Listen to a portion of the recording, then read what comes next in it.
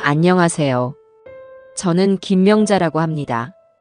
정말 어처구니 없던 제 이야기 좀 들어주세요. 오랜 세월 쇠붙이와 기름때를 만지며 살아온 제 손은 투박하기 그지없습니다.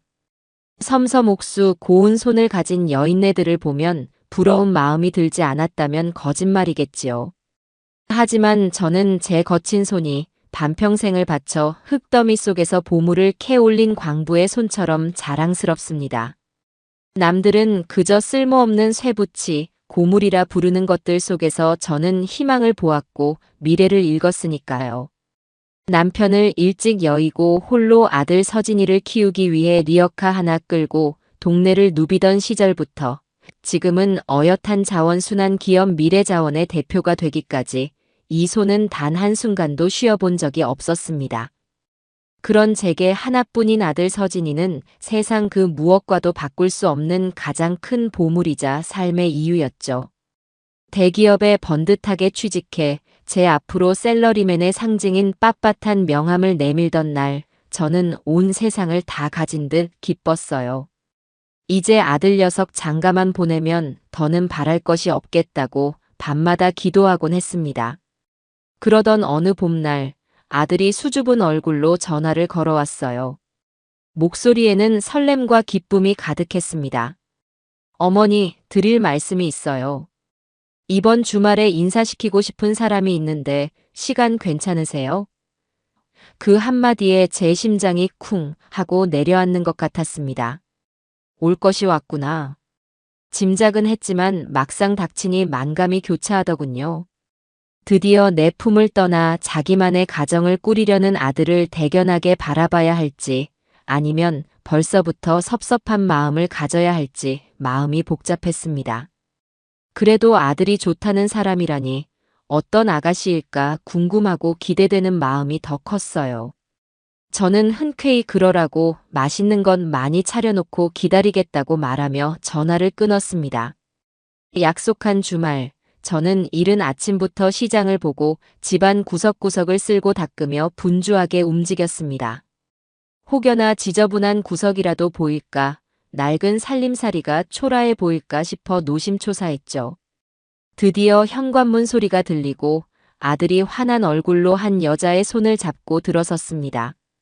오지선 양이라고 자신을 소개하는 아가씨는 참으로 반듯하고 예쁘장하게 생겼더군요.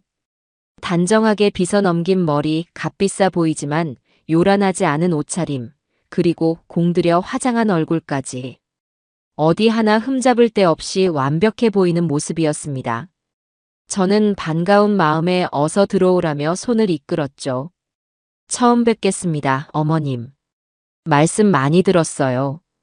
지선 양은 상냥한 목소리로 인사를 건네며 제가 내민 과일 접시를 받아들었습니다. 아들은 뭐가 그리 좋은지 입이 귀에 걸려서는 지선 양의 어깨를 감싸 안으며 제게 자랑을 늘어놓기 시작했습니다. 어머니, 지선 씨 정말 예쁘죠? 직장도 좋고 얼마나 야무진지 몰라요. 저는 그런 아들의 모습에 흐뭇한 미소를 지으며 고개를 끄덕였어요. 아들이 저렇게 좋아하는 모습을 보니 제 마음도 한결 놓이는 듯 했습니다. 어색한 분위기를 풀 겸 제가 먼저 말을 꺼냈어요. 오늘 공장에서 좀 급한 일이 터져서 그거 처리하고 오느라 정신이 하나도 없었네. 혹시 집에 오는 길에 기름 냄새 같은 거 나지 않았어요? 제가 무심코 던진 말에 지선 양의 눈빛이 순간 미세하게 흔들리는 것을 저는 놓치지 않았습니다. 아들이 옆에서 신이 나서 거들었죠. 우리 어머니 대단하시지? 그냥 고물상이라고 생각하면 안 돼. 폐기물에서 희귀금속 추출하는 첨단 기술을 가진 회사 대표님이라고.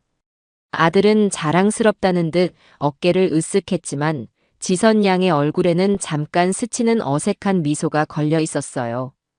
그녀는 잠시 머뭇거리더니 이내 걱정스럽다는 표정을 지어 보이며 말하더군요. 아, 그러시구나. 어머님 힘드시겠어요.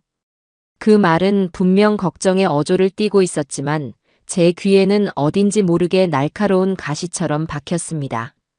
정말로 제 노고를 알아주는 마음에서 나온 위로가 아니라 마치 나와는 다른 세상 사람이라는 듯 선을 긋는 듯한 느낌이었죠. 마치 고급 레스토랑에서 음식을 먹다가 창밖에 힘든 노동자를 보고 어머, 저 사람 힘들겠다라고 무심코 내뱉는 동정처럼 들렸어요. 저는 애써 웃어 보이며 힘들긴요. 평생 해온 일인데 이제는 내 몸의 일부 같아서 괜찮아요 라고 대답했습니다. 하지만 이미 마음 한구석에 차가운 바람이 스며든 뒤였죠. 그날 지선 양은 돌아갈 때까지 시종일관 밝고 상냥한 태도를 유지했지만 저는 그녀의 웃음 뒤에 숨겨진 차가운 유리벽을 어렴풋이 느낄 수 있었어요. 아들이 저렇게나 좋아하니 내가 너무 예민하게 구는 것일지도 모른다고 스스로를 다독이며 그저 좋게만 생각하려 애썼습니다. 그렇게 며칠이 지나고 양가 어른들이 정식으로 만나는 자리가 마련되었어요. 저희 쪽에서 먼저 인사를 드리는 것이 도리인 것 같아 사돈될 분이 정한 한정식 집으로 향했습니다. 약속 장소에 들어서는 순간 저는 조금 압도되는 느낌을 받았습니다. 고풍스러운 인테리어와 값비싼 기물들로 꾸며진 그곳은 평생 흙과 쇠를 만지며 살아온 저와는 어울리지 않는 공간처럼 느껴졌죠. 잠시 후 지선 양과 함께 사돈이 모습을 드러냈습니다. 머리부터 발끝까지 값비싼 옷과 장신구로 치장한 사돈은 교양 있는 미소를 띠고 있었지만 그 눈빛만은 날카롭게 저를 훑고 있었어요. 처음 뵙겠습니다, 사부인. 말씀은 지선이한테 많이 들었습니다. 사돈은 악수를 청하며 제 손을 잡았지만 그 손길에서는 어떤 따뜻함도 느껴지지 않았습니다. 오히려 제 투박한 손을 보며 무슨 생각을 하고 있을지 짐작이 가고도 남았죠. 어색한 인사가 오가고 자리에 앉자마자 사돈은 기다렸다는 듯이 대화의 주도권을 잡기 시작했습니다. 우리 지선이가 어려서부터 고생 한번 안 하고 자라서 좀 철이 없을 때가 있어요. 사부인께서 많이 가르쳐 주셔야 합니다. 입에 발린 겸손의 말이었지만 그 속내는 내 딸은 귀한 사람이니 너희 집안 수준에 맞추려 고생시키지 말라는 경고처럼 들렸습니다. 저는 그저 웃으며 제가 뭘 가르치겠어요. 둘이 알아서 잘 살아야죠 라고 대답했습니다. 음식들이 하나둘씩 차려지고 분위기가 조금 풀리는가 싶더니 사돈이 다시 제 직업을 화제로 삼더군요. 참, 사부인 하시는 일이 자원순환 사업이라고 하셨죠? 구체적으로 어떤 일을 하시는 건지 궁금하네요. 저희 같은 사람들은 잘 모르는 분야라서요. 그 말에는 순수한 호기심보다는 사람의 등급을 매기기 전에 신상을 파악하려는 의도가 엿보였습니다. 저는 최대한 담담하고 평이하게 제 사업에 대해 설명하기 시작했습니다. 버려지는 전자제품이나 자동차 부품에서 금이나 팔라듐 같은 귀한 금속을 추출해내는 도시 광산의 개념과 그것이 환경에 얼마나 이로운 일인지에 대해서 말이죠. 제 설명이 길어질수록 사돈의 얼굴에는 지루한 기색이 역력했습니다. 아들 서진이가 옆에서 어머니 회사가 이쪽 업계에서는 꽤 알아줘요. 기술력도 좋고 작년에는 수출도 꽤 많이 했어요 라며 거들었지만 사돈의 귀에는 들리지 않는 듯 했습니다. 그녀는 제 설명이 끝나자마자 고개를 끄덕이며 이렇게 말하더군요. 아이고 그러셨구나. 그런 험한 일 하시면서 서진이는 참 말끔하게 잘 키우셨네요. 그 순간 식탁의 모든 소음이 멎는 것 같았습니다. 칭찬인 듯 위로인 듯 포장된 그 말 속에 얼마나 날카로운 무시가 담겨 있는지 저와 제 아들은 똑똑히 느낄 수 있었어요. 제 평생의 자부심과 노력이 험한 일이라는 한마디로 규정되는 순간이었죠.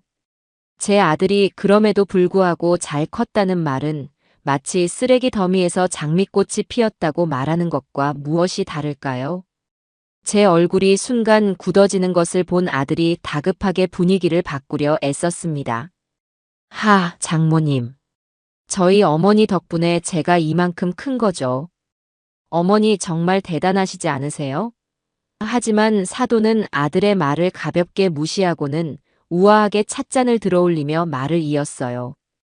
요즘 애들 결혼할 때 보면 그래도 양가 집안 수준이 비슷해야 이야기가 잘 통하고 오래 가더라고요. 저희 집안이 뭐 대단한 건 아니지만 그래도 지선이 아빠가 평생 교수직에만 있었고 저도 가만히 앉아서 돈 쓰는 사람은 아니라서요. 주변에 보는 눈들이 많답니다. 그것은 명백한 선전포고였어요.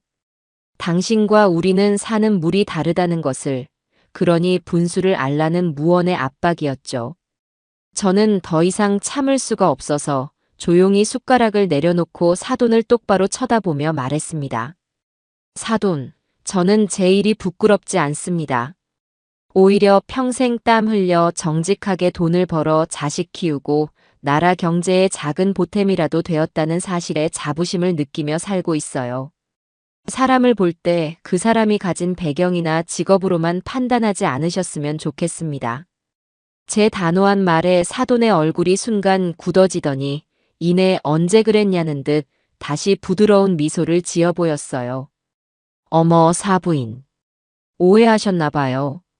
저는 그런 뜻으로 말씀드린 게 아니었는데. 서진이가 워낙 훌륭해서 혹시라도 저희 쪽이랑 격이 안 맞을까봐 걱정돼서 드린 말씀이에요. 그 뻔뻔한 변명에 저는 더 이상 말을 섞을 가치를 느끼지 못했습니다. 그날의 식사는 마치 모래를 씹는 것처럼 맛을 느낄 수가 없었습니다. 며칠 후 지선 양에게서 전화가 왔어요. 어머니를 대신해 사과하고 싶다는 것이었죠. 어머님, 그날 저희 엄마가 실수를 좀 하셨어요. 나쁜 뜻으로 하신 말씀은 아닌데 표현이 좀 서툴러서요. 너그럽게 용서해 주세요. 저는 그 사과에서 어떤 진심도 느낄 수 없었지만 아들 서진이를 봐서라도 이 관계를 쉽게 끊어낼 수는 없다고 생각했습니다. 그래서 일단은 알겠다고 나도 좀 예민하게 반응한 것 같다고 좋게 말하며 전화를 끊었죠. 그리고 며칠 뒤 지선 양은 저희 집에 한번 찾아뵙고 싶다고 연락을 해왔어요. 지난번에 무례를 만회하려는 제스처라고 생각하고 저는 그러라고 허락했습니다. 지선 양은 고급 과일 바구니를 사들고 저희 집을 방문했습니다. 그녀는 집 안으로 들어서자마자 마치 박물관을 관람하는 사람처럼 집안 구석구석을 눈으로 훑기 시작했습니다. 제가 수십 년간 살아온 제 손때와 추억이 고스란히 묻어있는 이 공간이 그녀에게는 그저 평가의 대상일 뿐이라는 것이 느껴졌죠. 잠시 집을 둘러보던 지선 양이 거실에 앉아 조심스럽게 입을 열었습니다. 어머님, 집이 참 아늑하고 정겨워요. 생각보다 소박하네요. 소박하다는 말. 어감은 좋지만 그 말이 어떤 의도로 사용되었는지를 모를 만큼 제가 어리숙하지는 않았습니다. 너희 집은 우리가 생각했던 것보다 훨씬 가난하구나라는 말을 교양 있게 포장한 것에 불과했죠. 저는 애써 미소를 지으며 사람 사는 집이 다 그렇죠. 화려한 것보다는 정이 쌓이는 공간이 더 좋더라고요라고 응수했습니다. 그러자 지선 양은 기다렸다는 듯이 본론을 꺼내기 시작했습니다. 맞아요, 어머님. 그래도 서진 씨랑 제가 새로 시작할 집은 좀 달랐으면 좋겠어요. 아무래도 손님들도 오실 거고 나중에 아이들 교육 생각하면 환경도 중요하잖아요. 그녀는 잠시 말을 끊고는 마치 아무것도 모른다는 순진한 얼굴로 저를 바라보며 말했습니다. 그래서 말인데, 어머님. 저희 친구들은 다들 강남 쪽에서 시작하던데 저희도 그쪽으로 집을 얻으면 어떨까요? 서진 씨 월급만으로는 조금 부족할 것 같아서요. 저는 잠시 제 귀를 의심했습니다. 이제 겨우 결혼 날짜를 잡으려는 단계에서 대놓고 신혼집의 위치와 자금 지원을 요구하는 그 당돌함에 말문이 막혔습니다. 하지만 지선 양의 다음 말은 저를 더욱 경악하게 만들었습니다. 가만히 생각해봤는데 어머님. 지금 하시는 회사, 그거 정리하시면 강남에 아파트 한 채, 사실 돈은 충분히 되지 않나요? 이제 연세도 있으신데 힘든 일은 그만하시고 저희가 드리는 용돈 받으면서 편안하게 노후를 보내시는 게 훨씬 좋지 않으세요? 그 말을 듣는 순간 제 머릿속에 무언가가 뚝 하고 끊어지는 소리가 들렸습니다. 제 평생의 자부심, 제 인생 그 자체인 회사를 팔아서 너희의 허영심을 채워달라는 말. 그것도 모자라 저를 돈이나 받아 쓰는 무능한 늙은이로 취급하는 그 태도에 온몸의 피가 거꾸로 솟는 것 같았습니다. 제가 얼마나 힘들게 회사를 일구었는지, 그 일이 제게 어떤 의미인지를 조금이라도 생각했다면 감히 입에 담을 수 없는 말이었죠. 저는 차갑게 식어가는 분노를 억누르며 지선 양을 바라보았습니다. 그녀의 얼굴에는 악이라고는 찾아볼 수 없는, 그저 자신의 욕망을 솔직하게 드러내는 뻔뻔함만이 가득했습니다. 때마침 퇴근한 아들 서진이가 집으로 들어섰어요. 어색하고 차가운 공기를 감지한 아들이 무슨 일이냐고 물었지만 지선 양은 아무렇지도 않다는 듯 아들의 팔짱을 끼며 애교 섞인 목소리로 말했습니다. 오빠, 나 방금 어머님께 우리 신혼집 강남에 얻어달라고 말씀드렸어. 어머님 회사 정리하시면 충분히 가능할 것 같지 않아? 아들은 당황한 얼굴로 저와 지선 양을 번갈아 쳐다보며 어쩔 줄 몰라 했습니다. 지선아, 그런 말을 그렇게 쉽게 하면 어떡해. 어머니 놀라시겠다. 그의 목소리에는 단호한 꾸짖음이 아닌 그저 상황을 모면하려는 미약한 변명만이 담겨 있었습니다. 제 아들이지만 그 순간만큼은 너무나도 실망스러웠습니다. 자기 여자의 무례함과 허영심을 똑바로 지적하고 바로 잡아주지 못하는 그 나약함이 사돈과 지선 양이 저를 이토록 우습게 보도록 만든 근본적인 원인이라는 생각이 들었어요. 저는 자리에서 조용히 일어났습니다. 그리고 두 사람을 향해 차분하지만 단호한 목소리로 말했죠. 오늘은 이만 돌아가 주었으면 좋겠구나. 나도 생각을 좀 정리할 시간이 필요할 것 같아. 제 목소리에 담긴 서늘함에 그제야 무언가 잘못되었다는 것을 깨달은 지선 양의 얼굴이 살짝 굳었습니다. 아들은 안절부절 못하며 제 눈치를 살폈지만 저는 더 이상 아무 말도 하지 않았어요. 그날 밤 저는 잠을 이룰 수가 없었습니다. 아들의 행복을 위해 이 모든 모욕을 참고 넘어가야 하는 것일까? 아니면 이 부당한 관계를 지금이라도 끊어내는 것이 진정으로 아들을 위한 길일까? 캄캄한 어둠 속에서 저는 길고 긴 고민을 시작했습니다. 제 거친 손을 내려다보았어요. 이 손으로 평생을 지켜온 나의 자부심과 아들의 미래. 그 무엇도 저들의 오만함에 짓밟히게 둘 수는 없다고 저는 조용히 결심을 굳히고 있었습니다. 그 일이 있고 며칠간 집안에는 냉랭한 침묵이 흘렀습니다. 아들 서진이는 제 눈치를 보며 쩔쩔맸고 저는 아들의 얼굴을 마주하기가 힘들어 일부러 늦게까지 회사에 남아 시간을 보내곤 했죠.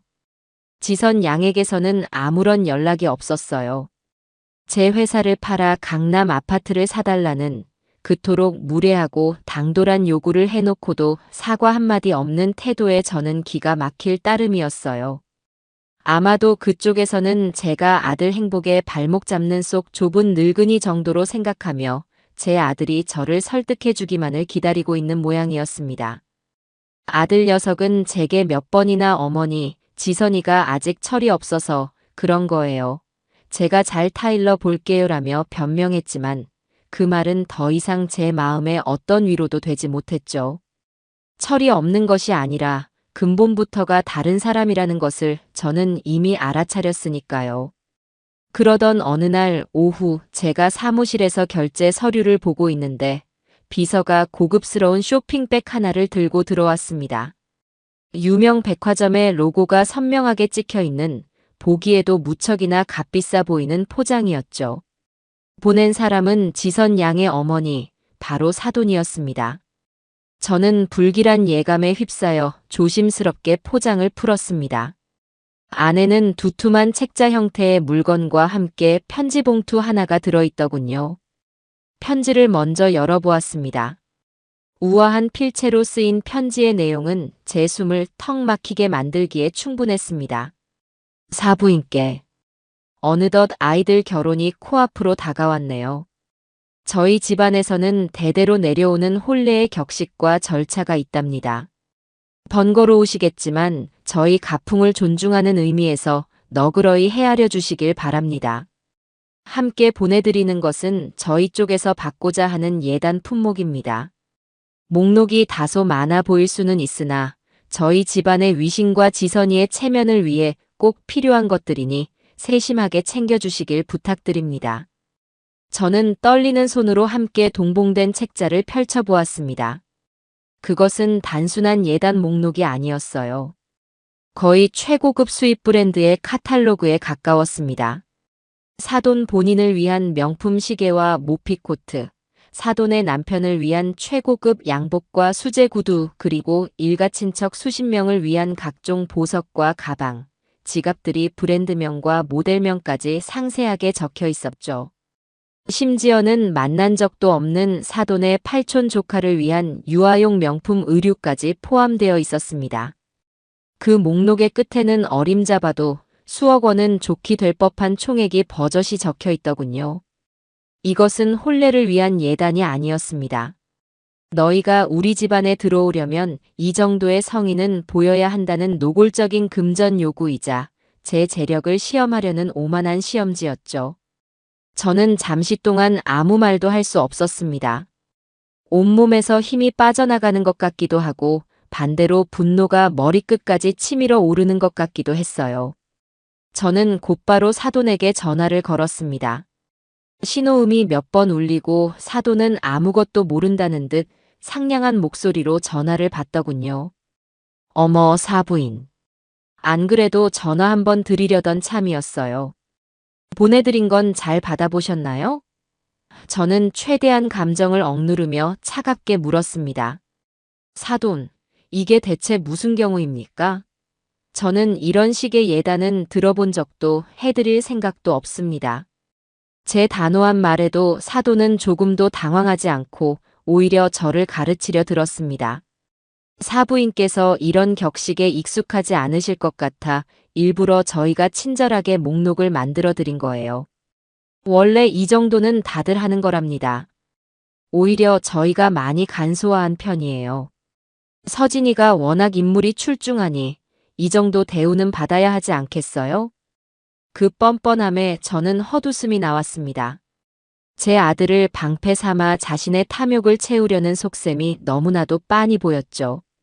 제 아들은 물건이 아닙니다. 그리고 결혼은 두 사람이 사랑으로 하는 것이지 돈으로 하는 거래가 아니에요. 제가 힘주어 말하자 사돈의 목소리가 순간 차갑게 변했습니다. 사부인, 지금 저와 싸우자는 건가요?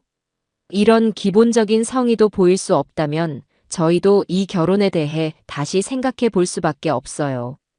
지선이한테 줄 서 있는 남자가 한둘인 줄 아세요? 다들 서진이보다 집안 좋고 능력 있는 아이들이에요. 사부인께서 고집 부리시는 바람에 서진이 앞길 막는 일은 없어야죠. 그것은 협박이었습니다. 저는 더 이상 대화를 이어갈 가치를 느끼지 못하고 말씀 잘 알겠습니다. 저도 다시 생각해보죠라는 말을 끝으로 전화를 끊어버렸습니다. 전화기를 내려놓는 제 손이 부들부들 떨리고 있었습니다. 그날 저녁, 저는 예단 목록이 담긴 책자를 아들 앞에 내던졌습니다. 자초지종을 들은 아들의 얼굴은 하얗게 질려버렸죠. 어머니, 이건 정말 너무하네요. 제가 지선이한테 당장 전화해서 따질게요. 아들은 분노하며 전화기를 들었지만 저는 아들을 만류했습니다. 됐다. 지선이한테 따져서 해결될 문제가 아니야. 이건 그 집안 전체의 생각이고 너를 대하는 태도다. 너는 이 상황을 어떻게 생각하니? 아직도 그 사람들이 아기가 없다고 표현 방식이 다를 뿐이라고 생각하는 거야?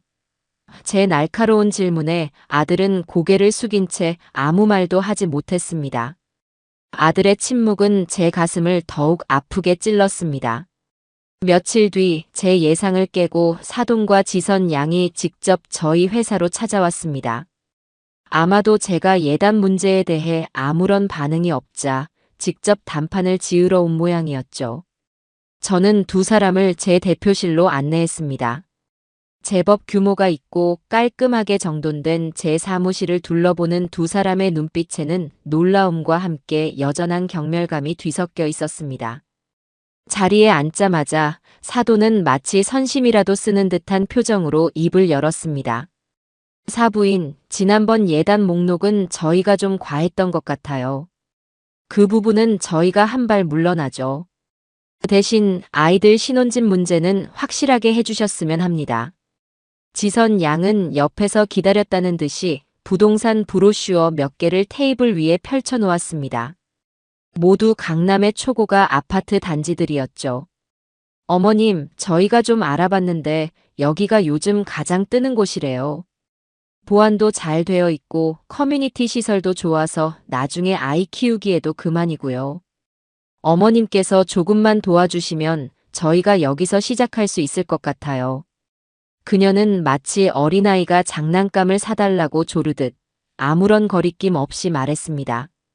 사도는 그런 딸이 대견하다는 듯 미소를 지으며 거들었죠.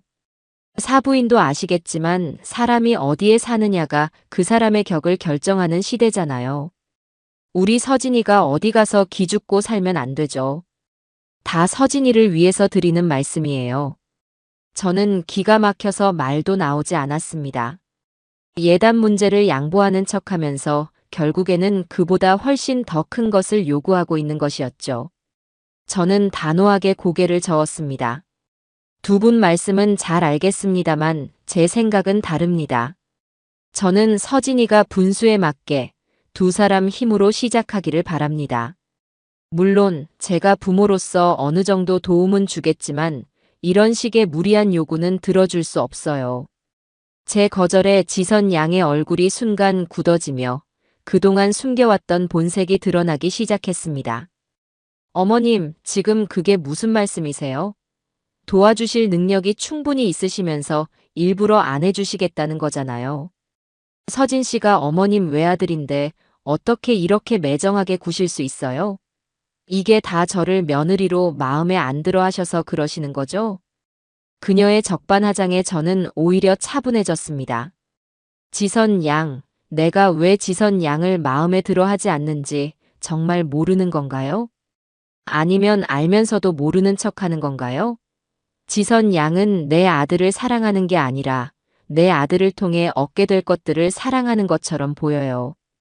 그리고 내 평생의 노력이 담긴 이 회사를 그저 너의 허영심을 채우기 위한 돈줄로만 보고 있고요. 제 직설적인 말에 지선 양의 얼굴이 새빨갛게 달아올랐습니다. 말씀이 너무 심하신 거 아니에요? 제가 뭘 그렇게 잘못했는데요? 그때까지 가만히 있던 사돈이 싸늘한 목소리로 끼어들었습니다. 사부인, 말을 함부로 하시는군요. 우리 지선이가 뭐가 부족해서 그런 모욕을 들어야 합니까? 이 결혼, 저희도 다시 생각해 봐야겠습니다. 이럴 줄 알았으면 애초에 서진이 허락하지도 않았어요. 집안 차이가 이렇게나 나는데 앞으로 무슨 일을 더 겪을지 걱정되네요. 그녀는 자리에서 일어나며 마치 마지막 통첩이라도 하듯 말했습니다.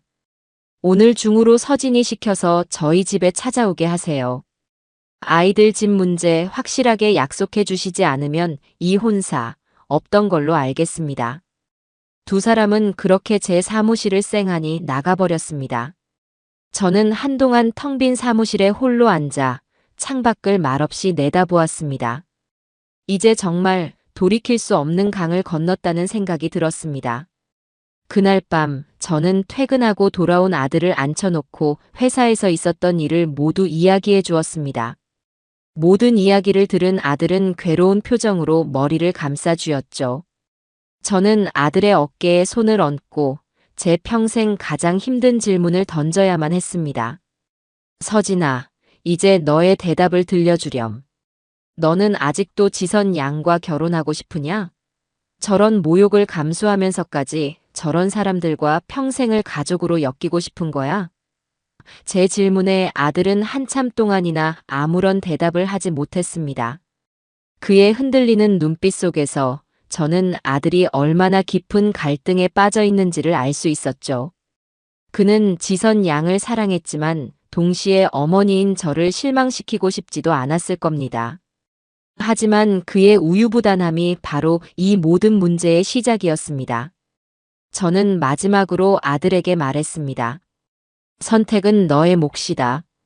하지만 엄마는 더 이상 내 자신과 내 인생을 무시하는 사람들에게 고개 숙이고 싶지 않구나. 만약 너가 이 결혼을 계속하겠다면 나는 더 이상 너의 결혼에 관여하지 않겠다. 그날 아들은 밤새 자신의 방에서 한숨도 자지 못했어요. 그리고 그 모습을 지켜보는 제 마음 역시 갈기갈기 찢어지는 듯 아팠습니다. 아들의 기나긴 고뇌의 밤이 지나고 다음 날 아침이 밝았습니다. 밤새 잠을 설친 듯 퀭한 눈으로 나온 아들은 제 앞에 와서 작은 목소리로 말했습니다. 어머니, 제가 오늘 저녁에 지선이 집에 찾아가서 말씀드릴게요. 이렇게는 안 된다고요. 어머니를 무시하는 건 저를 무시하는 것과 같다고 확실하게 이야기하겠습니다. 아들의 말에 저는 희망을 가져도 되는 걸까 잠시 생각했어요. 하지만 아들의 목소리에는 여전히 단호한 결의보다는 어떻게든 이 상황을 수습해 보려는 미약한 의지만이 느껴질 뿐이었죠. 저는 그저 아들의 어깨를 두드려주며 그래, 내가 알아서 잘 해결하리라 믿는다라고 말해줄 수밖에 없었어요. 하지만 그날 저녁 집으로 돌아온 아들의 얼굴은 희망이 아닌 절망으로 가득 차 있었습니다. 사돈의 집을 찾아가 용기를 내어 이야기했지만 결과는 처참했던 모양이에요. 사돈과 지선 양은 아들의 말을 듣고는 오히려 너가 어머니 치마폭에 쌓여서 아직도 정신을 못 차리는구나. 결혼하기 싫으면 지금이라도 말해라. 너 아니어도 우리 지선이 데려가겠다는 남자 줄 섰다라며 모욕적인 말들을 퍼부었다고 합니다. 지선 양은 눈물을 흘리며 어떻게 우리 엄마한테 그런 말을 할 수가 있어? 오빠는 우리 가족이 되기 싫은 거야? 라며 서진이를 매정한 사람으로 몰아세웠다고 해요. 결국 아들은 그들의 기세에 눌려 제대로 된 말 한마디 못하고 상처만 입은 채 돌아온 것이었습니다. 아들은 제 앞에서 차마 고개를 들지 못했습니다. 어머니, 죄송해요. 제가 너무 한심하죠? 어떻게 해야 할지 정말 모르겠어요. 아들의 자책 섞인 목소리를 듣는 제 마음은 무너져 내리는 것 같았습니다. 제가 평생을 바쳐 지키고 키워온 아들이 고작 저런 사람들에게 휘둘리며 자존심마저 잃어가고 있는 모습을 보니 더는 참을 수가 없었죠. 이제는 제가 나서야 할 때였습니다. 아들을 위해서가 아니라 제 자신과 제 아들이 함께 지켜온 이 가정을 위해서 말입니다. 이 부당하고 오만한 관계를 제 손으로 직접 끊어내야겠다고 저는 굳게 마음먹었어요. 며칠 뒤 상견례 날짜는 정해지지도 않았는데 사돈에게서 또다시 소포가 하나 도착했습니다. 이번에도 역시나 번쩍이는 백화점 포장지였죠. 그 안에는 유명 디자이너 브랜드의 로고가 박힌 봉투 하나와 빳빳한 상품권이 들어있었습니다. 그리고 함께 동봉된 카드에는 사돈의 우아한 필체로 이렇게 적혀 있었죠. 곧 있을 상견례를 위해 준비했습니다. 사부인께서 혹시 격식 있는 자리에 어울리는 옷이 없을까 염려되어 보내드리니 이 상품권으로 품위에 맞는 옷 한 벌 장만하시길 바랍니다. 저희 집안 사람들이 보는 눈이 많아서요. 저는 그 카드를 읽고 나서 분노를 넘어선 차가운 감정을 느꼈습니다. 이것은 단순한 무시가 아니라 인격에 대한 완벽한 모독이었습니다. 제가 평생 입어온 옷들, 제 노동의 가치와 세월의 흔적이 담긴 모든 것을 품위 없는 것으로 규정하고 돈으로 제 외모를 뜯어고치려 드는 그 오만함에 치가 떨렸어요. 저는 더 이상 망설일 필요가 없다는 것을 깨달았죠. 이 상품권은 그들이 제게 던진 마지막 모욕이자 제가 반격을 시작할 명분이 되어줄 것이었습니다. 저는 그날 밤 아들을 제 서재로 불렀습니다. 평소와는 다른 제 단호한 분위기에 아들은 긴장한 표정으로 제 앞에 앉았죠. 저는 사돈이 보내온 상품권과 카드를 아들 앞에 조용히 내밀었습니다. 그것을 본 아들의 얼굴이 새하얗게 질리는 것을 저는 똑똑히 보았습니다. 서진아, 엄마는 더 이상 참을 수가 없구나. 이건 단순히 돈의 문제가 아니야. 한 인간의 삶과 자존심을 송두리째 짓밟는 행위다. 저는 잠시 말을 멈추고 아들의 눈을 똑바로 쳐다보며 말했습니다. 엄마가 마지막으로 한번 묻겠다. 너는 정말로 너의 어머니를 이렇게까지 모욕하는 여자와 평생을 함께할 자신이 있느냐? 그 여자의 어머니를 너의 장모님으로, 너의 가족으로 받아들일 수 있겠어? 제 진심 어린 질문에 아들은 한참 동안이나 입술을 깨물며 고뇌했습니다. 그의 눈에는 눈물이 그렁그렁 맺혀 있었죠. 지선 양에 대한 미련과 사랑, 그리고 어머니에 대한 죄책감과 존경심 사이에서 아들은 길을 잃고 헤매고 있었어요. 한참의 침묵 끝에 아들은 떨리는 목소리로 겨우 입을 열었어요. 어머니, 저는 지선이를 사랑해요. 하지만 어머니가 이렇게 힘들어하시는 모습은 더는 못 보겠어요. 제가 어떻게 해야 할까요? 제가 어떻게 하는 게 맞는 걸까요? 아들의 그 대답에서 저는 더 이상 아들에게 어떤 선택도 강요해서는 안 된다는 것을 깨달았습니다. 아직 제 아들은 스스로의 힘으로 이 부당한 관계를 끊어낼 용기가 부족했습니다. 그렇다면 그 악역은 어머니인 제가 맡아야만 했습니다. 저는 자리에서 일어나 제 방 가장 깊숙한 곳에 보관해 두었던 낡은 철제 금고를 열었습니다. 그리고 그 안에서 제가 수십 년간 모아온 서류들을 꺼내기 시작했죠. 그것은 단순한 서류 뭉치가 아니었습니다. 제 눈물과 땀, 그리고 피와 같은 시간들이 고스란히 담겨 있는 제 인생의 역사책과도 같은 것들이었죠. 리어카를 끌던 시절부터 매일매일 꼼꼼하게 기록했던 낡은 가계부, 작은 고물상을 열면서 처음으로 사업자 등록증을 발급받았던 날의 서류, 기술 개발을 위해 밤을 새우며 공부했던 낡은 노트들, 그리고 미래자원을 법인으로 전환하면서 받았던 수많은 대출 서류와 그것을 모두 상환했다는 증명서까지. 저는 그것들을 하나하나 마치 성물을 다루듯 조심스럽게 꺼냈습니다. 그리고 그 다음으로는 미래자원이 지금의 모습으로 성장하기까지의 기록들을 챙기기 시작했어요. 국내 유수의 대기업들과 맺었던 공급 계약서 원본들, 우리가 개발한 신기술에 대한 특허증, 해외 기업들과 체결한 수백억 원대의 수출 계약서, 그리고 최근 몇 년간의 회계 감사 보고서와 법인 자산평가 보고서까지. 이 서류들은 제가 얼마나 치열하게, 그리고 얼마나 정직하게 살아왔는지를 증명해줄 가장 강력한 무기들이었습니다. 마지막으로 저는 회사 주거래 은행의 VIP 담당자에게 연락해 상견례 당일 날짜로 발급될 법인 명의의 잔액 증명서를 준비해달라고 부탁했어요. 그 증명서에 찍힐 숫자는 아마도 그들이 평생 구경조차 해보지 못했을 만큼 압도적일 것이었습니다. 모든 준비를 마친 저는 사돈에게 직접 전화를 걸었습니다. 사돈, 다음 주 주말에 상견례를 했으면 합니다. 장소는 사돈께서 편하신 곳으로 정하세요. 저희는 어디든 괜찮습니다. 제 차분한 목소리에 사돈은 의아하다는 반응을 보이면서도 이내 제가 드디어 굴복했다고 생각했는지 의기양양한 목소리로 진작 그러셨어야죠.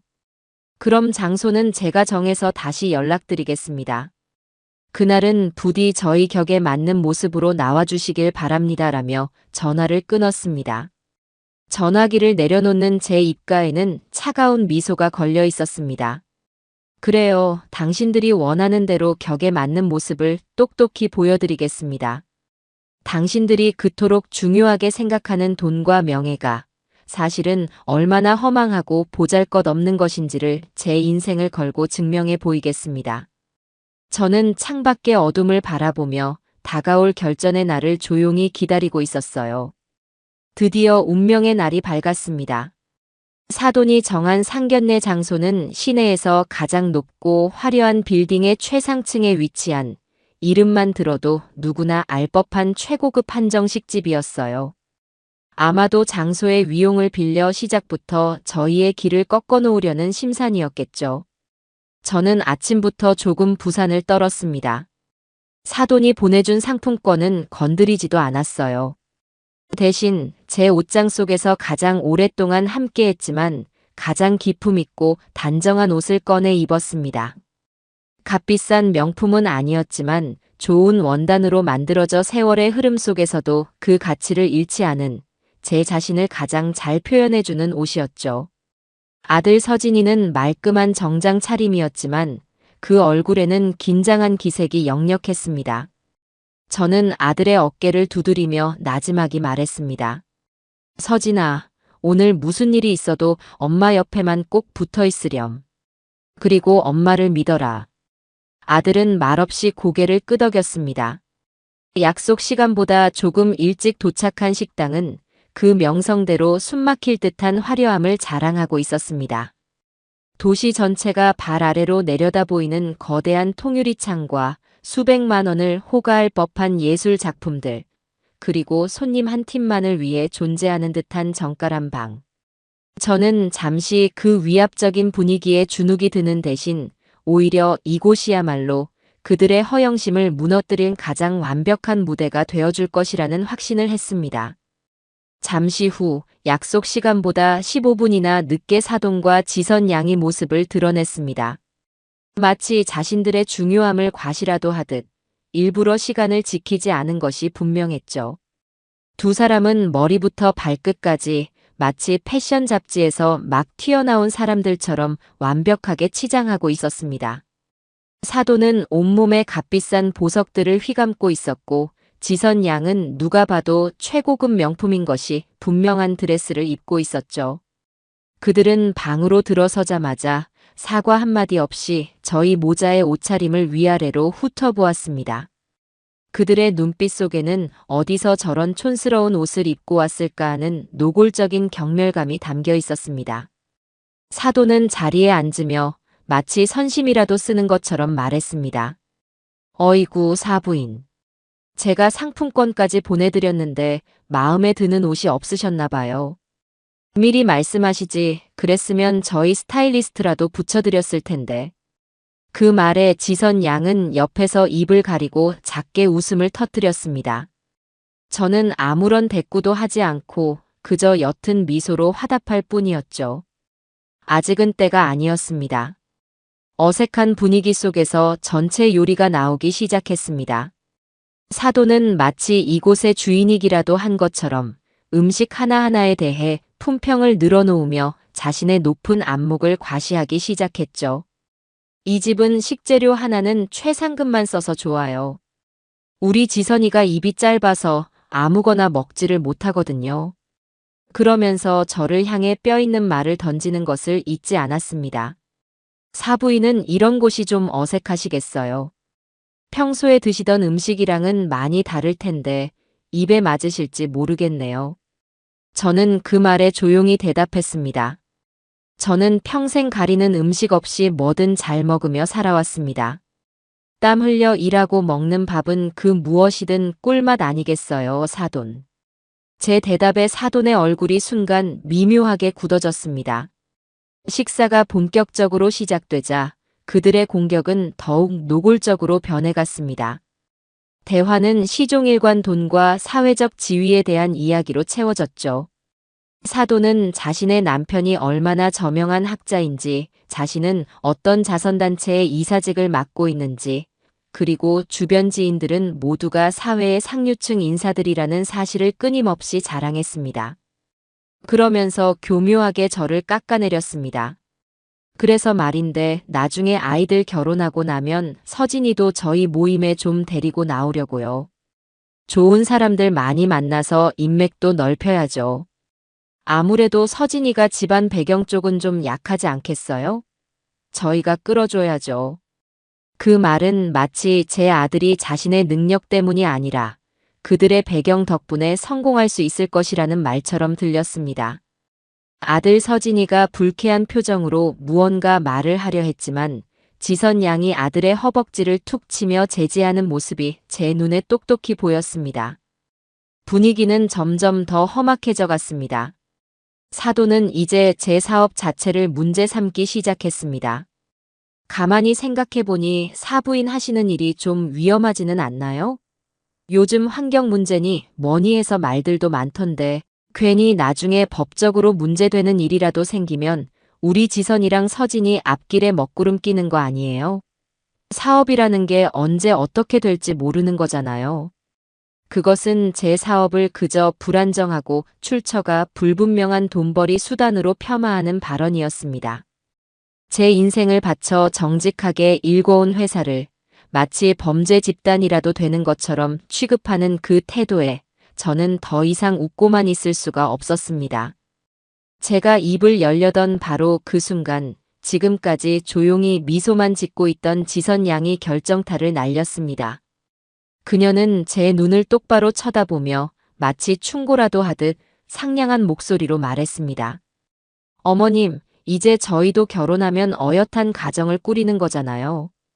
그런데 나중에 아이가 생겨서 학교에 갔는데 할머니 직업이 뭐냐는 질문에 고물상 하신다고 말하면 아이가 얼마나 창피하겠어요? 그 잔인한 말은 날카로운 비수가 되어 제 심장을 그대로 관통하는 것 같았습니다. 제 평생의 자부심이 손주가 될지도 모르는 아이에게 부끄러운 일이 될 수 있다는 그 말에 저는 눈앞이 캄캄해지는 것을 느꼈습니다. 지선 양은 거기서 멈추지 않았습니다. 그녀는 마치 이 순간을 기다려왔다는 듯 준비해온 마지막 대사를 읊었습니다.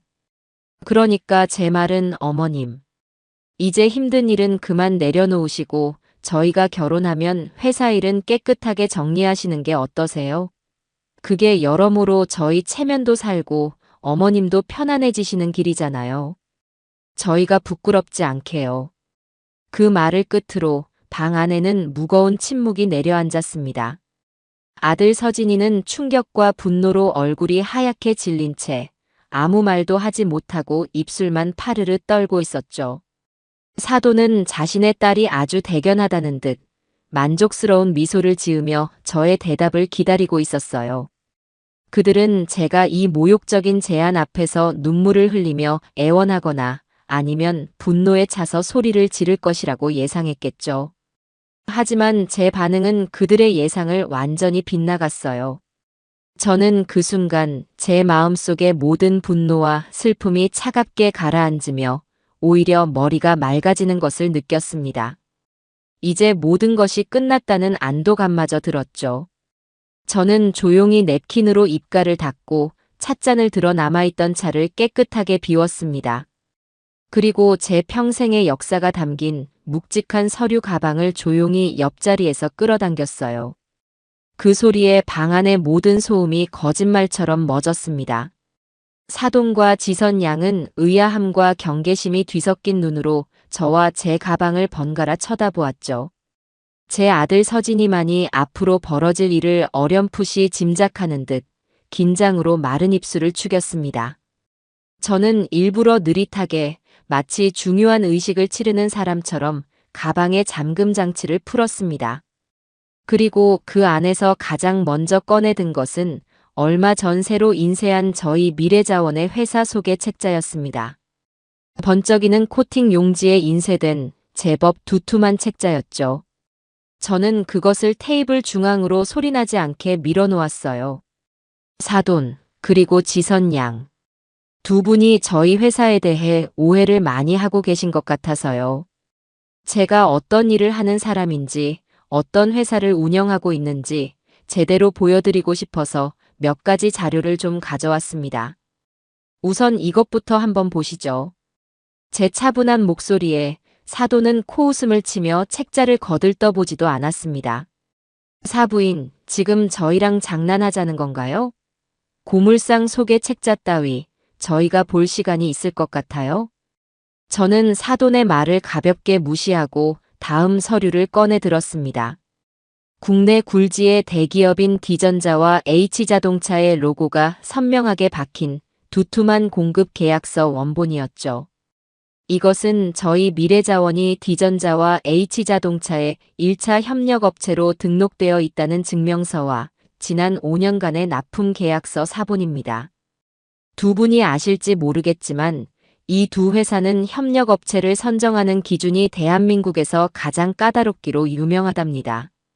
저희는 단순한 고철 덩어리를 납품하는 것이 아니라 저 회사들이 만드는 반도체와 자동차 부품에 들어가는 고순도의 재활용 희귀금속을 공급하고 있어요. 그제야 사돈과 지선 양의 얼굴에 처음으로 당혹스러운 기색이 스쳐 지나갔습니다. 지선 양은 믿을 수 없다는 듯 계약서 하나를 집어들고는 그 내용을 꼼꼼하게 읽어내리기 시작했죠. 저는 잠시 숨을 고르고 이어서 다음 자료들을 차례차례 테이블 위에 펼쳐놓았습니다. 저희 회사가 독자적으로 개발한 폐배터리 리튬 추출 기술에 대한 특허증, 유럽연합 EU의 환경 기준을 통과했다는 인증서, 그리고 작년에 미국과 독일의 기업들과 체결한 미화 수천만 달러 규모의 수출 계약서까지. 서류가 하나씩 쌓일수록 두 사람의 얼굴은 점차 하얗게 질려갔습니다. 그들이 상상했던 먼지 날리는 고물상의 모습과 서류 위에 찍힌 눈부신 실적들 사이의 거대한 간극을 그들의 머리가 따라잡지 못하는 듯 보였죠. 지선 양은 떨리는 목소리로 겨우 입을 열었습니다. 이게 다 진짜라는 말이에요? 어떻게 고물상에서 이런 일들을... 저는 그런 지선 양을 똑바로 바라보며 처음으로 연민이 섞인 미소를 지어 보였습니다. 지선 양. 세상은 지선 양이 아는 것보다 훨씬 넓고 돈의 가치는 책상머리에 앉아서 버는 것보다 현장에서 땀 흘려버는 것이 훨씬 더 정직하고 클 때가 많답니다. 제가 하는 일은 더 이상 고물상이 아니에요. 버려진 것들 속에서 새로운 가치를 찾아내는 도시 광산이자 이 나라의 환경과 미래를 책임지는 첨단 산업이죠. 제 말이 끝나자마자 사돈이 정신을 차렸다는 듯 날카롭게 소리쳤습니다. 그래서요? 그래서 지금 우리 앞에서 그깟 종이 쪼가리 몇 장 흔들면서 자랑이라도 하겠다는 건가요? 이런 서류 얼마든지 꾸며낼 수 있는 거 아니에요? 그래봤자 근본이 어디 가는 건 아니죠. 그녀는 애써 태어난 척 여전히 저를 깎아내리려 안간힘을 쓰고 있었습니다. 하지만 이미 그 목소리는 처음의 위용을 잃고 불안하게 떨리고 있었죠. 저는 그 모습을 조용히 지켜보다가 오늘의 마지막을 장식할 비장의 무기를 꺼내 들었습니다. 은행에서 오늘 날짜로 갓 발급받은 따끈따끈한 법인 명의의 잔액 증명서였습니다. 저는 그 얇은 종이 한 장을 마치 마지막 패를 내려놓는 타짜처럼 테이블 위에 가볍게 내려놓았습니다. 사돈, 꾸며낸 것인지 아닌지는 직접 확인해 보시면 될 것 같습니다. 이것은 오늘 아침 날짜로 발급된 저희 회사 주거래 은행의 잔액 증명서 원본입니다. 지선 양이 먼저 그 종이를 낚아채듯 집어들었습니다. 그리고 증명서에 찍힌 숫자를 확인하는 순간 지선 양의 눈이 제 평생 본 적 없는 크기로 커졌습니다. 그녀는 숨조차 제대로 쉬지 못하고 손을 부들부들 떨며 증명서를 사돈에게 건넸죠. 사돈 역시 그 숫자를 확인하고는 마치 유령이라도 본 사람처럼 새하얗게 질려버렸습니다. 이게 대체 말이 안 돼. 공이 몇 개야 대체. 사돈은 숫자를 몇 번이고 다시 세어보고는 이내 저를 향해 미친 사람처럼 소리치기 시작했습니다. 거짓말이야. 이건 전부 다 거짓말이야. 너희가 사기치려고 작정했구나. 당장 경찰에 신고할 거야. 그녀의 비명 섞인 고함이 고급 한정식 집의 조용한 방 안에 울려 퍼졌어요. 저는 그 추한 발악을 하는 모습을 처음부터 끝까지 차갑고 고요한 눈으로 지켜볼 뿐이었습니다. 모든 것이 명백해진 순간이었죠. 그들에게 중요한 것은 제 아들에 대한 사랑이나 저라는 사람에 대한 존중이 아니었습니다. 오로지 돈, 그리고 그 돈으로 살 수 있는 허영과 체면뿐이었던 겁니다. 모든 소란이 잠시 멎고 방 안에 숨막히는 침묵이 흘렀습니다. 저는 자리에서 조용히 일어나 제 아들 서진이의 어깨에 손을 얹었습니다. 제 아들은 충격과 혼란, 그리고 알 수 없는 후련함이 뒤섞인 표정으로 멍하니 앉아 있었죠. 저는 제 인생에서 가장 단호하고 가장 차가운 목소리로 이 길고 길었던 막장극의 마지막 대사를 읊었습니다. 사돈, 그리고 지선 양. 저는 오늘 제 아들의 혼사를 논하러 이 자리에 나온 줄 알았습니다. 그런데 와서 보니 제 통장 잔고가 당신들 집안의 며느리가 될 자격이 있는지를 심사받는 면접 자리였군요. 저는 잠시 말을 멈추고 두 사람의 얼굴을 천천히 둘러보았습니다. 결론부터 말씀드리죠. 면접은 당신들이 불합격입니다. 저는 제 평생을 바쳐 이룬 모든 것을 고물상이라며 경멸하고 제 아들의 어머니를 부끄러워하는 사람들과는 단 하루도 가족이라는 이름으로 엮이고 싶지 않습니다. 그리고 제 아들을 사랑하는 것이 아니라 제 아들의 배경과 제 돈을 탐내는 여자에게 제 소중한 아들을 내어줄 생각은 더더욱 없고요. 이 결혼, 제가 없던 일로 하겠습니다. 저는 제 말을 마친 뒤 더 이상 뒤도 돌아보지 않았습니다. 아들의 손을 잡고 자리에서 일으켜 세웠죠. 서진이는 잠시 망설이는 듯 했지만 이내 제 손을 굳게 잡고 제 옆에 섰습니다. 우리가 방을 나서려는 순간 뒤에서 지선 양의 절규에 가까운 목소리가 들려왔습니다. 잠깐만요. 어머님. 아니, 서진 씨. 이건 오해예요. 다시 얘기해요, 네. 하지만 그 목소리는 더 이상 저희를 붙잡지 못했습니다. 저희는 그 지옥 같았던 방을 빠져나와 차갑고 신선한 밤 공기가 가득한 세상으로 당당하게 걸어 나왔어요. 제 손을 잡은 아들의 손에서는 미세한 떨림과 함께 새로운 결의가 느껴지고 있었습니다. 한정식 집을 빠져나와 차에 오르기까지 저와 아들은 아무런 말도 하지 않았습니다. 무슨 말을 어떻게 시작해야 할지 서로가 너무나도 잘 알고 있었기 때문이겠죠. 저는 말없이 차에 시동을 걸어 집으로 향했어요.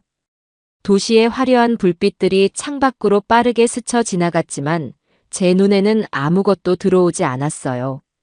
머릿속에는 오직 아들에 대한 걱정과 이 모든 상황을 끝냈다는 안도감만이 교차하고 있었습니다. 집으로 돌아오는 내내 아들의 휴대폰은 불이 난 것처럼 울리고 또 울렸습니다. 화면에 번갈아 뜨는 지선 씨와 장모님이라는 이름. 저는 그 소리를 애써 외면하며 운전에만 집중했죠. 지하 주차장에 차를 세우고 나서야 저는 처음으로 아들에게 입을 열었습니다. 서진아, 괜찮으냐? 제 나지막한 물음에 그동안 꾹꾹 감정을 억누르고 있던 아들의 눈에서 기어이 눈물이 터져 나왔습니다.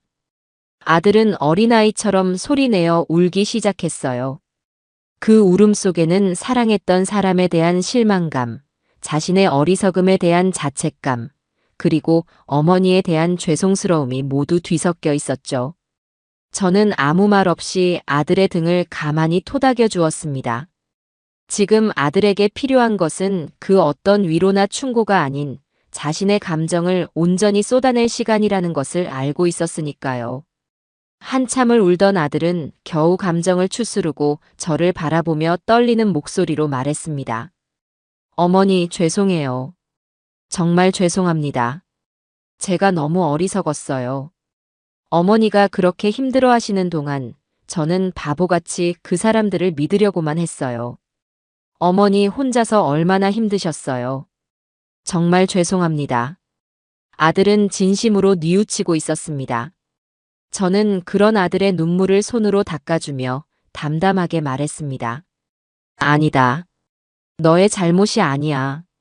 사람을 믿고 싶었던 마음이 무슨 죄겠니? 오히려 엄마가 더 미안하다. 너에게 더 빨리 이 현실을 똑바로 보게 해주지 못해서. 이제 다 끝났으니 괜찮다. 다 괜찮아. 그날 밤 저희는 거실에 마주 앉아 오랜 시간 동안 이야기를 나누었습니다. 아들은 그동안 지선 양과 그녀의 가족에게 느꼈던 미묘한 위화감과 불편함, 그리고 애써 그것을 외면하려 했던 자신의 나약함에 대해 모두 털어놓았죠. 저는 그저 아들의 이야기를 묵묵히 들어주었습니다. 모든 것을 쏟아내고 난 아들의 얼굴은 처음으로 후련하고 편안해 보였습니다. 아들은 자신의 휴대폰을 들어 수십 통의 부재중 전화와 문자가 와 있는 것을 확인하고는 망설임 없이 지선 양과 사돈의 번호를 모두 차단해 버렸어요. 그것은 아들이 자신의 과거와 완전히 단절하고 새로운 시작을 하겠다는 무언의 의지 표현이었죠. 파혼의 후폭풍은 생각보다 거셌습니다. 지선 양과 사돈은 저희 집까지 찾아와 문을 두드리며 소란을 피우기도 했고, 제 회사로 찾아와 행패를 부리려다 경비원들에게 제지당하기도 했습니다. 그들의 태도는 분노에서 애원으로, 다시 애원에서 저주로 시시각각 변해갔죠. 우리가 다 잘못했다. 제발 한 번만 기회를 달라고 울며 매달리다가도 저희가 반응이 없으면 너희 같은 것들, 어디 얼마나 잘 사나 보자며 악담을 퍼붓고 돌아갔습니다. 저는 그 모든 소란에 일절 대응하지 않았습니다. 그들과 엮이는 것 자체가 제 인생의 오점이라는 생각이 들었으니까요. 시간이 약이었을까요? 몇 주가 지나자 그들의 소란도 차츰 잦아들었습니다. 아들은 그동안의 마음고생으로 살이 조금 빠졌지만 눈빛은 이전보다 훨씬 더 단단하고 깊어져 있었죠. 아들은 파혼의 아픔을 겪으며 비로소 한 뼘 더 성장한 어른이 되어가고 있었습니다. 그 모습을 지켜보는 제 마음은 아프면서도 한편으로는 대견스러웠습니다. 그러던 어느 날 제게 한 통의 국제 우편이 도착했습니다. 보낸 곳은 독일의 한 환경기술 컨설팅 회사였어요. 유럽 시장에서 저희 미래자원의 기술력에 깊은 인상을 받았다며 유럽의 대규모 자원순환 프로젝트의 파트너로 참여해 줄 수 있겠냐는 공식적인 제안서였죠. 그것은 제 평생의 꿈이었던 해외 시장 진출을 이룰 수 있는 그야말로 엄청난 기회였습니다. 그 제안서를 읽는 순간 제 심장이 다시 뜨겁게 뛰기 시작했습니다. 파혼의 아픔과 지저분한 소란으로 잠시 잊고 있던 제 일에 대한 열정이 화산처럼 다시 솟구쳐 오르는 것을 느꼈죠.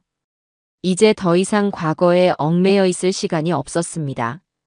제게는 더 넓은 세상과 더 큰 미래가 기다리고 있었으니까요. 하지만 기쁨도 잠시, 저는 곧바로 현실적인 문제에 부딪혔습니다.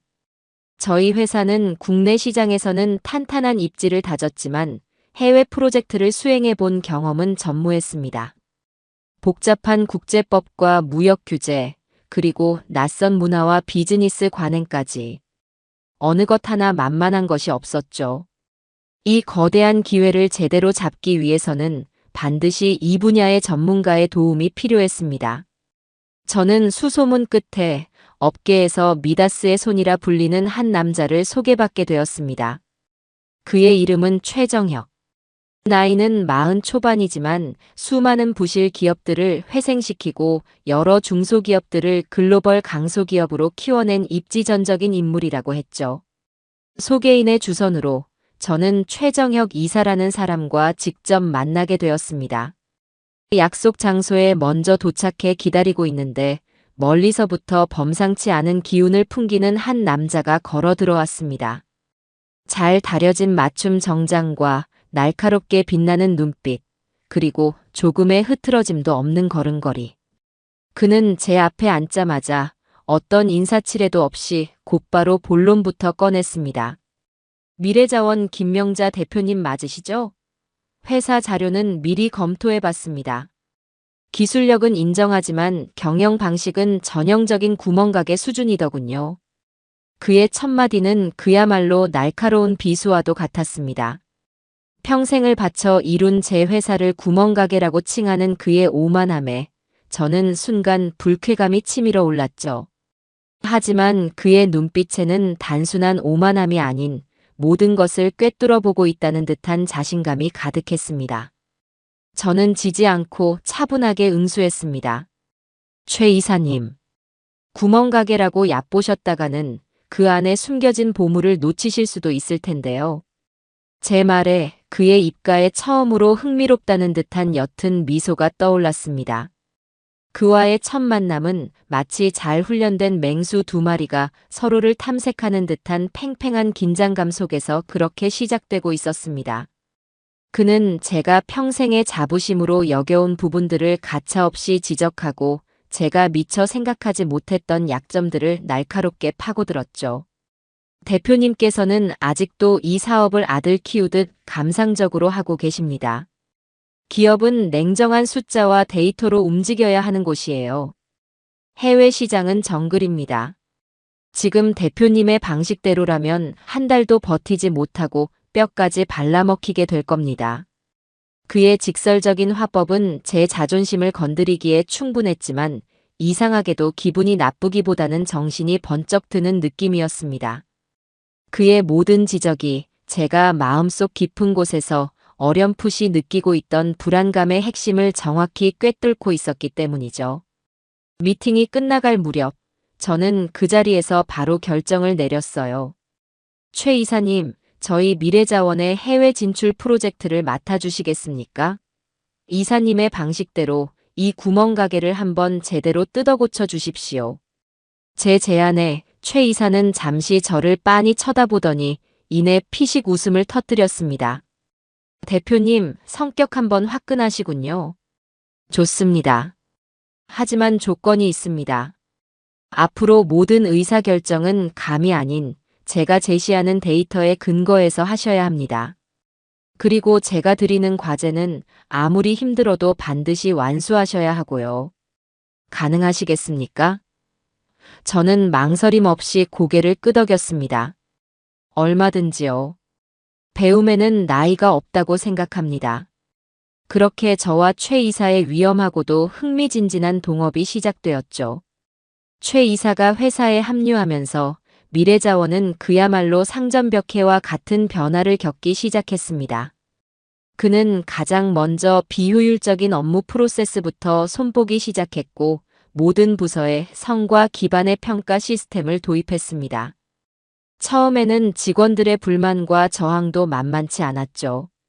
하지만 최 이사는 특유의 카리스마와 논리적인 설득으로 직원들을 이끌었고 몇 달이 지나지 않아 회사는 이전과는 비교할 수 없을 만큼 체계적이고 효율적인 조직으로 탈바꿈하기 시작했습니다. 저는 그런 그의 능력을 보며 정말로 제대로 된 사람을 만났다는 확신을 하게 되었죠. 그는 제게도 예외 없이 혹독한 과제들을 내주었습니다. 매일 아침 영문 경제 기사를 읽고 브리핑하게 했고 두꺼운 원서로 된 경영 전략 서적들을 읽고 리포트를 제출하게 했죠. 60이 넘은 나이에 다시 학생 시절로 돌아간 듯한 기분이었지만 저는 이를 악물고 그 모든 과정을 따라갔습니다. 하루가 다르게 새로운 지식들이 머릿속에 쌓여가는 것을 느끼며 저는 잊고 있던 배움의 즐거움을 다시 한번 만끽하고 있었어요. 아들 서진이 역시 최 이사를 멘토처럼 따르며 경영 수업에 박차를 가했죠. 저희 모자는 그렇게 파혼의 아픔을 딛고 더 큰 세상을 향해 나아갈 준비를 차근차근 해나가고 있었습니다. 독일 기업과의 협상 준비가 순조롭게 진행되던 어느 날 회사에 좋지 않은 소문이 돌기 시작했습니다. 미래자원이 사실은 허가받지 않은 유해 폐기물을 불법으로 매립하고 있다더라. 김명자 사장이 로비 자금으로 각종 특혜를 받은 것이다와 같은 그야말로 악의적인 내용의 루머였죠. 처음에는 그저 시기심 많은 누군가의 음해려니 하고 대수롭지 않게 넘겼습니다. 하지만 소문은 꼬리에 꼬리를 물고 인터넷 익명 게시판과 SNS를 통해 걷잡을 수 없이 퍼져나가기 시작했어요. 심지어는 몇몇 지역 언론에서 확인되지 않은 사실을 가지고 의혹을 제기하는 기사를 내보내기에 이르렀죠. 저는 직감했습니다. 이 소문의 배후에 누가 있는지를요. 파혼 이후 앙심을 품고 있던 사돈과 지선 양이 벌인 치졸한 복수극임이 틀림없었어요.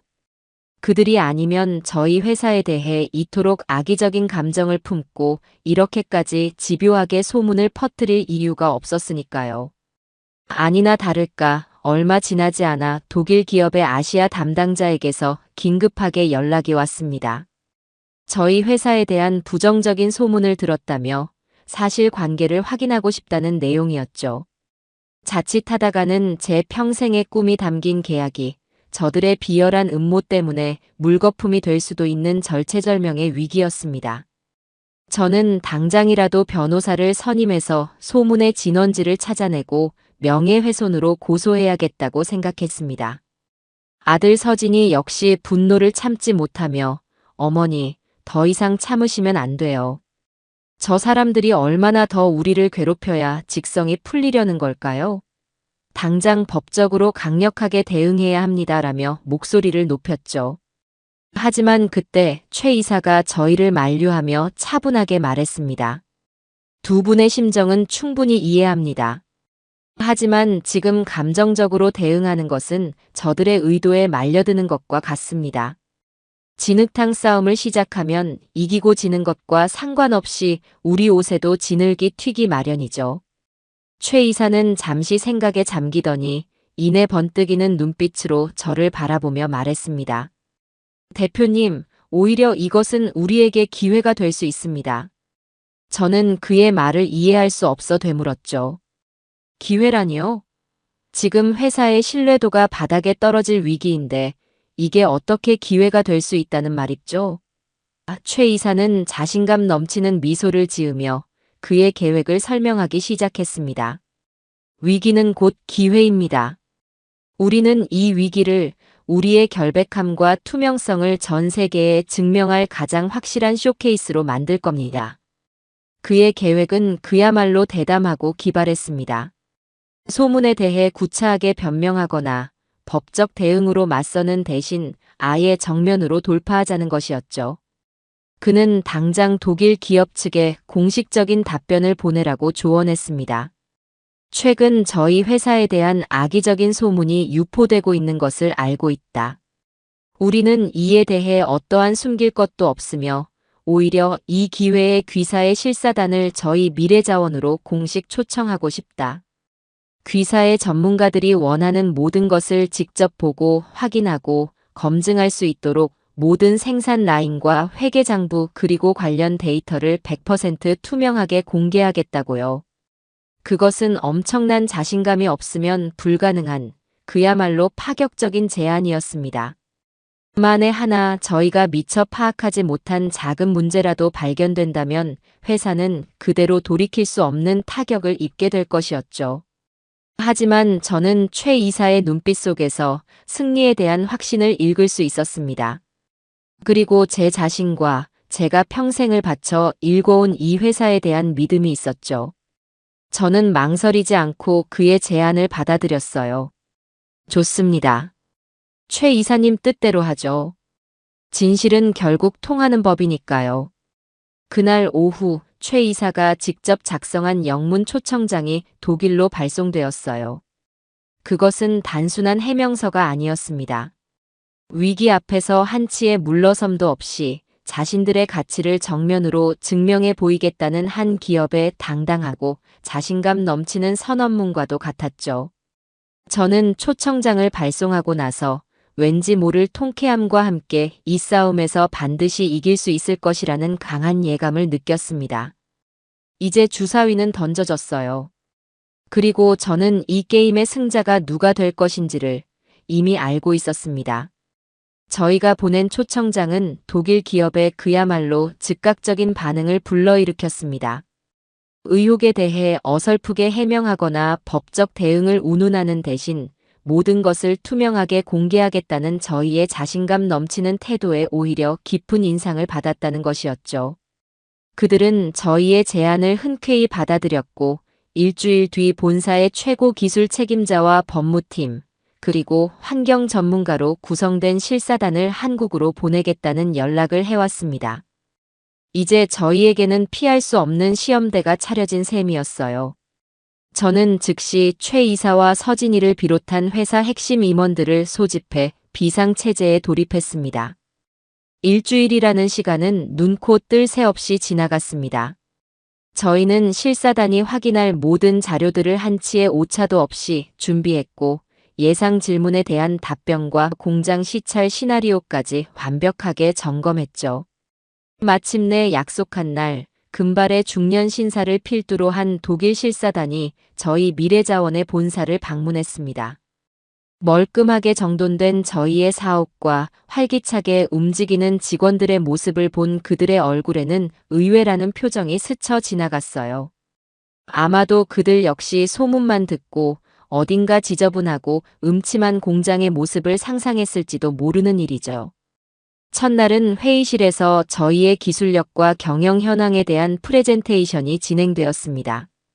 최 이사는 유창한 영어로 저희 회사의 비전과 재무 건전성에 대해 설명했고, 아들 서진이는 기술 책임자로서 저희가 보유한 특허 기술의 원리와 친환경 공정에 대해 막힘없이 발표했죠. 저는 저희 회사가 걸어온 길과 제 경영 철학에 대해 진심을 담아 이야기했습니다. 독일 실사단의 단장인 슈미트 씨는 시종일관 날카로운 질문을 던졌지만 저희는 모든 질문에 대해 데이터와 근거를 바탕으로 자신감 있게 답변했습니다.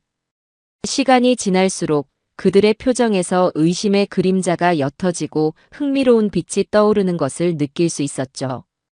둘째 날, 저희는 실사단을 저희의 핵심 시설인 제1공장으로 안내했습니다. 그들은 방진복으로 갈아입으며 코를 막을 준비를 하는 듯 했지만 막상 공장 안으로 들어서자 그들의 눈은 휘둥그레졌습니다. 저희 공장은 일반적인 고물상이나 폐기물 처리 시설과는 차원이 다른 곳이었으니까요. 완벽한 방음 및 방진 시설 덕분에 내부는 조용하고 쾌적했으며 모든 공정은 최첨단 자동화 설비에 의해 체계적으로 관리되고 있었습니다. 버려진 전자제품들이 컨베이어 벨트를 따라 이동하며 로봇 팔에 의해 순식간에 분해되고 독자적인 친환경 용매를 통해 희귀 금속들이 추출되는 과정을 지켜보는 실사단의 입에서는 나지막한 감탄사가 터져 나왔습니다. 저는 그들 옆에 서서 제 손에 익은 기계들의 원리를 하나하나 직접 설명해 주었습니다.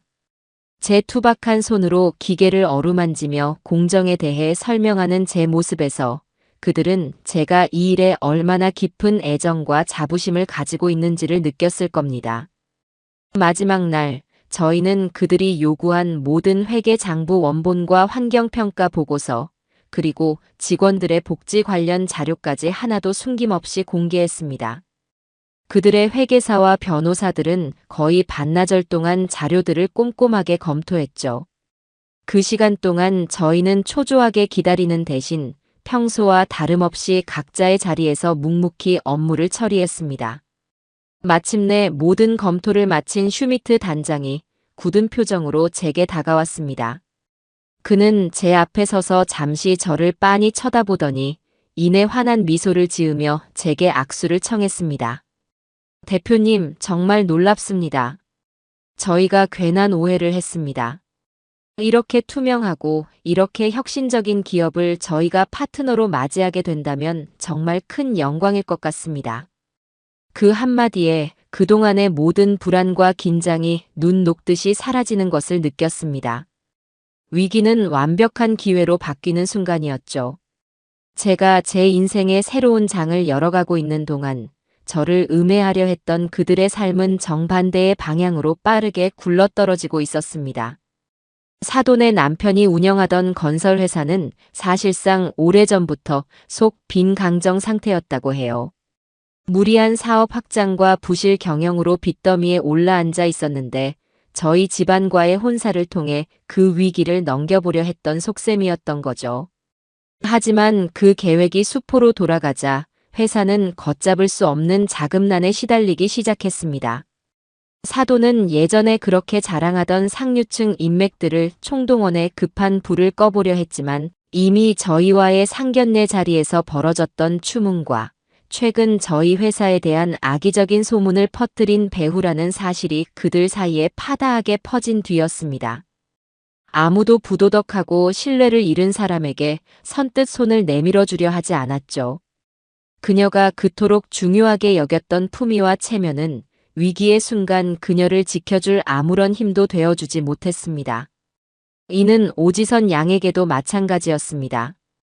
그녀는 파혼 이후 심각한 스트레스와 분노에 시달리며 회사 생활에도 제대로 집중하지 못했다고 해요. 늘 완벽한 모습만을 보이려 애썼던 그녀였지만 감정의 동요는 업무 능력의 저하로 고스란히 이어졌어요. 결국 그녀는 회사의 명운이 걸린 중요한 프로젝트에서 치명적인 실수를 저지르고 말았죠. 중요한 데이터를 누락하여 회사에 막대한 금전적 손실을 입힌 것입니다. 그 일로 인해 그녀는 프로젝트에서 강제로 배제되었고 회사 내에서 신뢰를 잃은 채 사실상 좌천이나 다름없는 부서로 발령이 났다고 합니다. 늘 자신의 능력과 배경을 과신하며 살아왔던 그녀에게 그것은 돈을 잃는 것보다 훨씬 더 고통스러운 자존심의 추락이었을 겁니다. 그들은 스스로의 오만함과 어리석음이 불러온 결과의 대가를 혹독하게 치르기 시작하고 있었어요. 독일 실사단이 돌아가고 일주일 뒤 저희는 그들에게서 공식적인 답변을 받았습니다. 결과는 저희의 기대를 아득히 뛰어넘는 것이었죠. 그들은 저희 회사의 기술력과 투명한 경영 방식에 완전히 매료되었다며 당초 제안했던 파트너십을 넘어 아시아 시장 공동 진출을 위한 합작법인 설립을 역으로 제안해왔습니다. 그것은 단순한 협력업체가 아닌 동등한 위치에서 세계 시장을 함께 개척해 나가자는 의미였어요. 투자 규모 역시 처음에 2배가 넘는 액수였고 로열티 배분 조건 또한 저희에게 훨씬 더 유리하게 책정되어 있었습니다. 악의적인 소문으로 시작된 위기가 제 평생의 꿈을 단번에 이루어지게 만들어준 나비 효과를 불러온 셈이었죠. 계약 체결식은 국내외 언론의 뜨거운 관심 속에서 화려하게 열렸습니다. 저는 그날 아들 서진이와 최 이사의 손을 잡고 수많은 카메라 플래시 앞에서 당당하게 계약서에 서명했습니다. 단상에 올라 마이크를 잡았을 때 저는 만감이 교차하는 것을 느꼈죠. 저는 오늘 버려진 것들 속에서도 위대한 가치가 숨어 있다는 제 평생의 믿음이 틀리지 않았음을 증명하게 되어 무척 기쁩니다. 저희 미래자원은 앞으로도 정직한 땀의 가치를 믿으며 더 깨끗하고 지속 가능한 미래를 만드는데 최선을 다하겠습니다. 제 소박하지만 진심이 담긴 연설에 장내에서는 뜨거운 박수갈채가 쏟아졌습니다. 그 순간 저는 더 이상 남루한 고물상 주인이 아닌 대한민국을 대표하는 혁신적인 여성 기업가로 다시 태어나고 있었어요. 이 계약은 국내 경제계에도 큰 파장을 불러일으켰습니다. 이름도 없던 작은 중소기업이 까다롭기로 소문난 독일의 히든 챔피언과 대규모 합작법인을 설립했다는 소식은 그야말로 신선한 충격이었죠.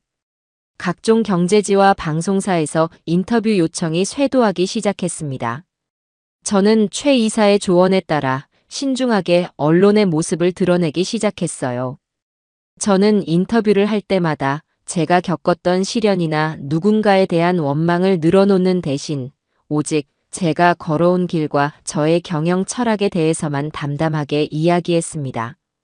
리어카 하나로 시작해 지금에 이르기까지 정직과 신용을 최우선으로 삼았던 저의 이야기는 많은 사람들에게 큰 울림을 주었던 모양이에요. 사람들은 저를 자수성가의 아이콘, 진정한 기업가 정신을 보여준 CEO라며 칭찬하기 시작했습니다.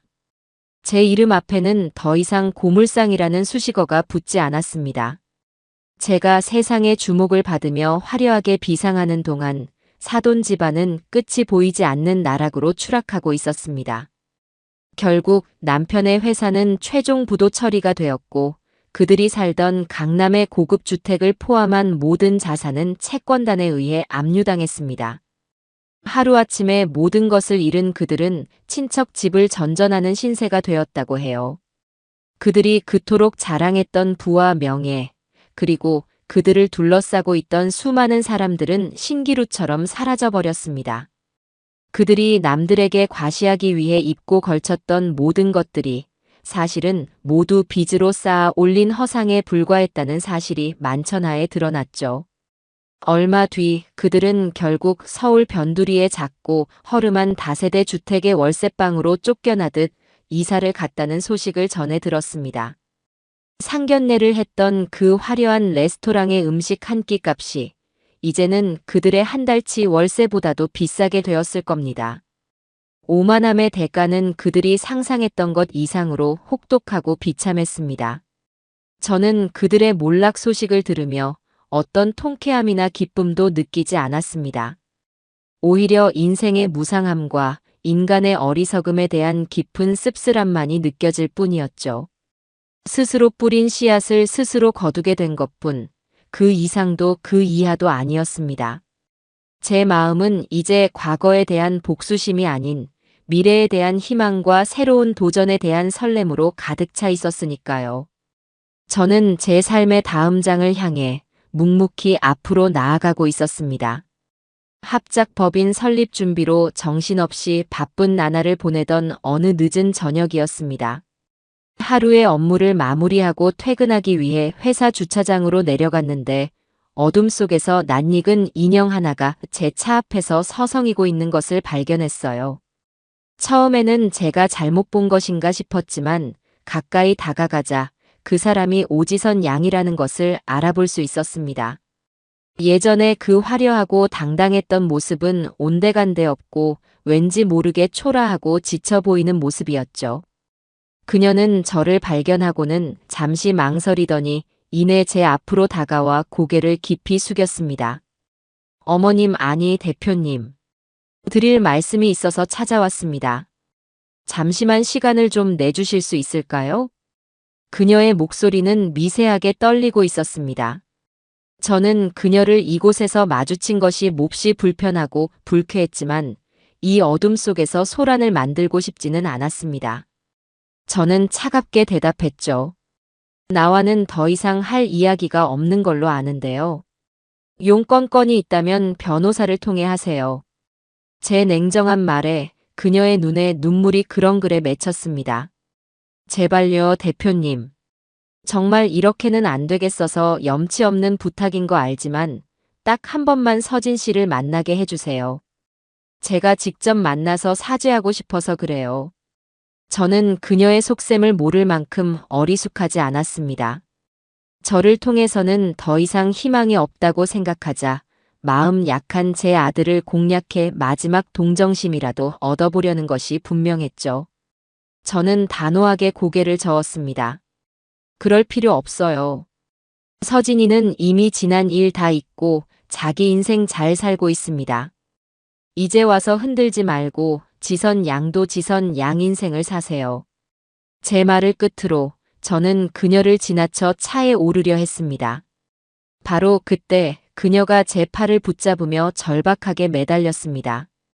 제가 다 잘못했어요. 그때는 제가 엄마한테 세뇌당해서 제정신이 아니었어요. 저는 정말로 서진 씨를 사랑했다고요. 제발 한 번만 용서해 주세요. 그녀의 눈물 섞인 애원은 처절했지만 제 마음을 움직이지는 못했습니다. 이미 너무 늦어버린 후회였으니까요. 바로 그 순간이었습니다. 야근을 마치고 내려오던 아들 서진이가 주차장에서 벌어지고 있는 이 광경을 목격하고 말았죠. 아들은 굳은 표정으로 저희에게 다가왔습니다.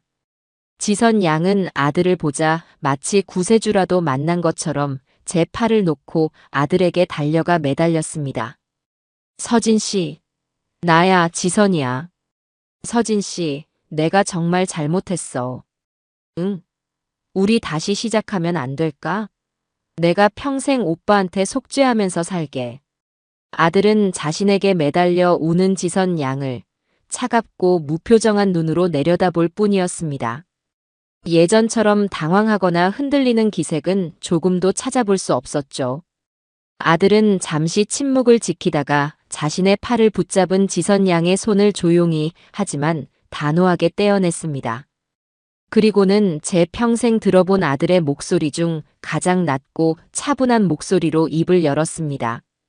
지선 씨, 미안하지만 그럴 일은 없을 겁니다. 너가 정말로 나를 사랑했다면 우리 어머니를 그렇게 모욕하지는 않았을 거야. 너가 사랑했던 건 내가 아니라 나를 통해 너가 얻을 수 있을 거라고 믿었던 것들이었겠지. 그리고 설령 너의 말이 모두 진심이라고 해도 이미 소용없어. 신뢰는 한 번 깨지면 다시는 원래대로 돌아오지 않는 유리잔과 같은 거니까. 우리는 이미 너무 많은 유리 조각들을 밟고 지나와 버렸어. 아들의 말에는 어떤 원망이나 분노의 감정도 담겨 있지 않았습니다. 그저 모든 것이 끝났다는 차가운 사실만이 담겨 있을 뿐이었죠. 아들은 말을 마친 뒤 망연자실하게 서 있는 지선 양을 한번 쳐다보고는 제게 다가와 제 어깨를 감쌌습니다. 어머니, 이제 그만 가시죠. 밤 공기가 차네요. 저는 아들의 부축을 받으며 바닥에 주저앉아 소리 없이 우는 지선 양을 뒤로 한 채 조용히 주차장을 빠져나왔습니다. 제 아들은 이제 정말로 과거의 상처를 완전히 극복하고 단단한 어른으로 성장해 있었습니다. 그 일이 있고 며칠 뒤 제 비서에게서 인터폰이 걸려왔습니다.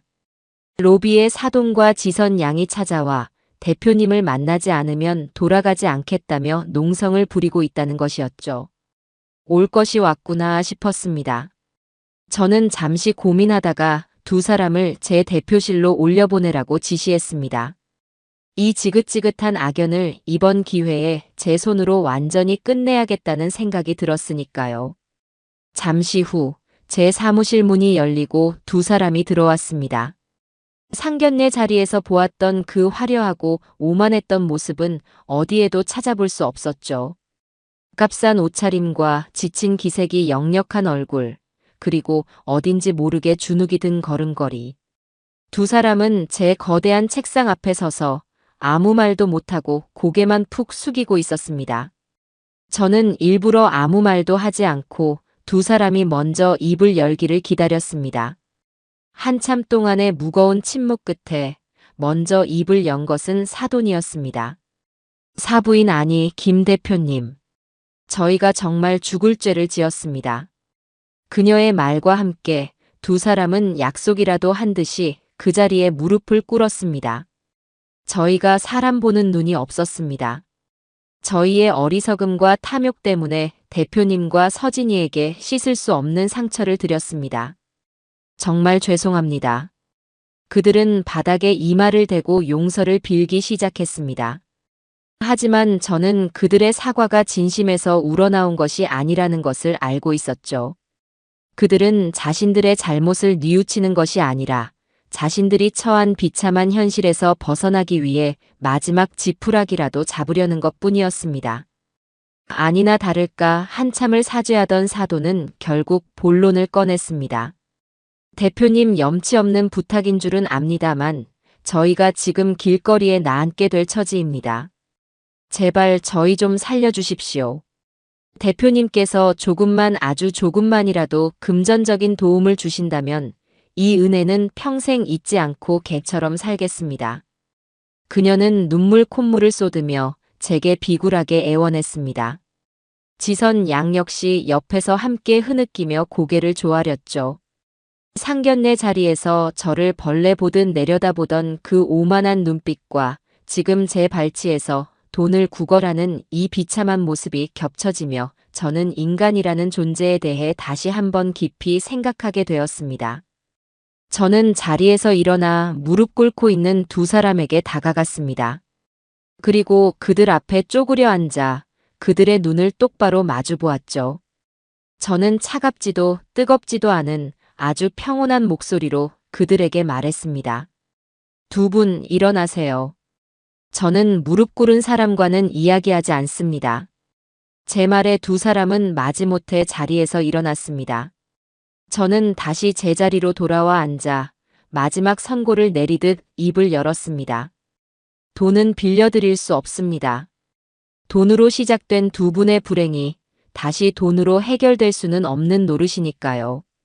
그건 두 분을 돕는 것이 아니라 오히려 두 분을 더 깊은 수렁으로 밀어넣는 일이 될 겁니다. 제 단호한 말에 두 사람의 얼굴에 절망의 빛이 드리워졌습니다. 저는 말을 이었습니다. 하지만 제가 돈 대신 다른 것을 드릴 수는 있습니다. 기회 말입니다. 저는 책상 서랍에서 메모지 한 장을 꺼내 그 위에 주소 하나를 적었습니다. 이곳은 저희 회사에서 가장 고되고 가장 험한 폐기물들을 처리하는 제3공장입니다. 만약 두 분이 정말로 지난날을 뉘우치고 새로 시작할 의지가 있다면 내일 아침 이곳으로 찾아오세요. 제가 다른 사람과 똑같은 조건으로 일할 수 있는 자리를 마련해 드리겠습니다. 땀의 가치를 그토록 무시했던 분들이니 직접 그 땀의 가치를 몸으로 배워보는 것도 나쁘지 않은 경험이 될 겁니다. 제 제안에 두 사람은 마치 귀신이라도 본 듯한 표정으로 저를 쳐다보았습니다. 그들의 얼굴에는 감사함이 아닌 경악과 모욕감이 가득했죠. 아마도 그들은 제가 수표 몇 장을 던져주며 그들을 쫓아낼 것이라고 예상했을 겁니다. 하지만 제 제안은 그들의 마지막 남은 자존심까지 철저하게 무너뜨리는 그 어떤 복수보다도 더 지독한 것이었을지도 모릅니다. 저는 더 이상 아무 말도 하지 않았습니다. 선택은 이제 온전히 그들의 몫이었으니까요. 두 사람은 한동안 망연자실하게 그 자리에 서 있다가 이내 아무 말 없이 제 사무실을 조용히 빠져나갔어요. 그들의 뒷모습을 보며 저는 이 길고 지독했던 악연이 드디어 완전히 끝났음을 직감했습니다. 제 사무실을 망연자실하게 빠져나갔던 그들과의 재회는 그것이 마지막이었습니다. 저는 그 후로 두 사람이 제 제안을 받아들여 제3공장으로 찾아왔다는 소식을 듣지 못했죠. 아마 그들의 마지막 남은 하찮은 자존심이 땀 흘려 일하는 정직한 노동의 가치를 끝내 받아들이지 못하게 만들었을 겁니다. 저는 더 이상 그들의 안위에 대해 궁금해하지 않았습니다. 제게는 이제 과거를 돌아볼 시간이 없었으니까요. 제 인생은 최정혁 이사라는 유능한 파트너와 함께 하루가 다르게 새로운 지평을 향해 나아가고 있었습니다. 최 이사와의 협업은 제게 단순히 사업적인 성공 이상의 것을 가져다 주었습니다. 그는 제게 잊고 있던 배움의 즐거움을 일깨워 주었고 제가 가진 경험과 연륜의 가치를 존중하면서도 끊임없이 새로운 도전을 하도록 저를 자극했죠. 저희는 밤늦게까지 회의실에 남아 새로운 사업 전략을 두고 치열하게 토론하다가도 허기가 지면 사무실 근처의 허름한 국밥집에 마주 앉아 소주잔을 기울이며 서로의 인생에 대해 이야기하곤 했습니다. 그는 제게 단순히 유능한 컨설턴트가 아니라 제 인생을 이해해주고 제 꿈을 함께 응원해주는 든든한 동지이자 친구가 되어주고 있었어요.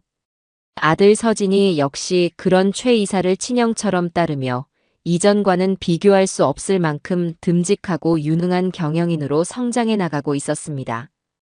독일과의 합작법인 설립이 순조롭게 진행되던 어느 겨울날 아침이었습니다. 저는 이른 새벽에 회사로 출근하던 길에 골목 어귀에서 폐지를 가득 실은 리어카를 힘겹게 끌고 가는 한 할머니의 뒷모습을 보게 되었어요. 매서운 칼바람에 잔뜩 웅크린 그 작고 연약한 모습에서 저는 문득 수십 년 전 서진이를 키우기 위해 리어카 하나에 제 인생을 싣고 달렸던 제 젊은 날의 모습을 떠올렸습니다. 가슴 한구석이 아릿해져 왔죠.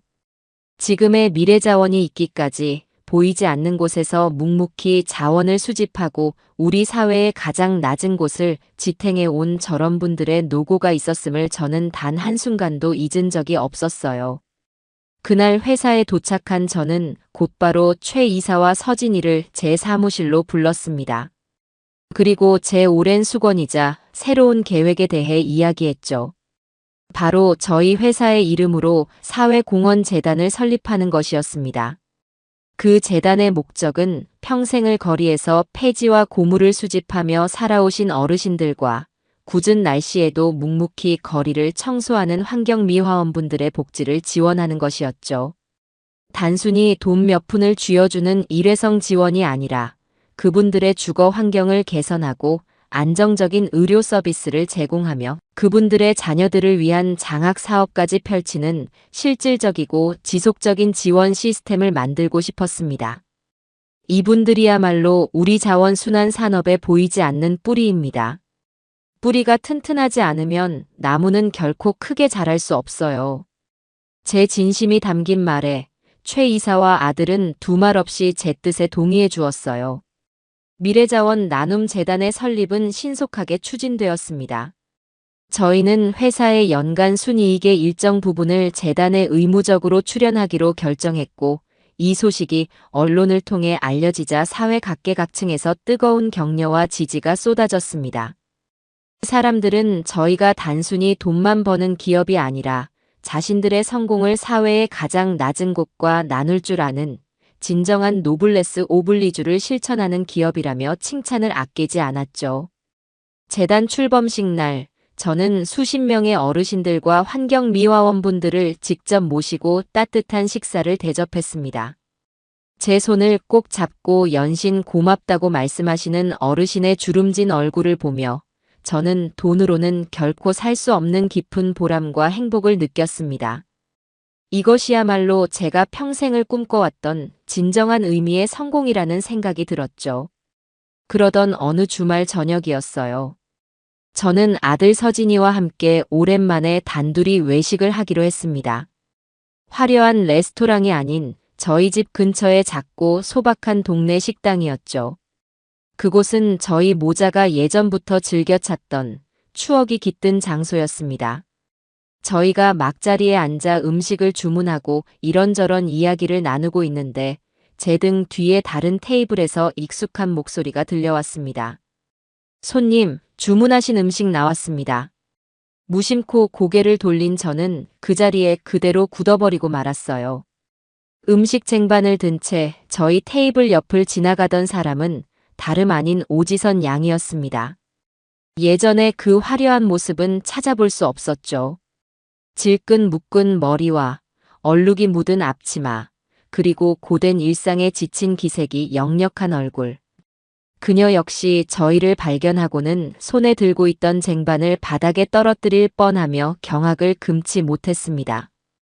쨍그랑하고 그릇 부딪히는 소리와 함께 식당 안의 모든 사람들의 시선이 저희에게로 쏠렸습니다.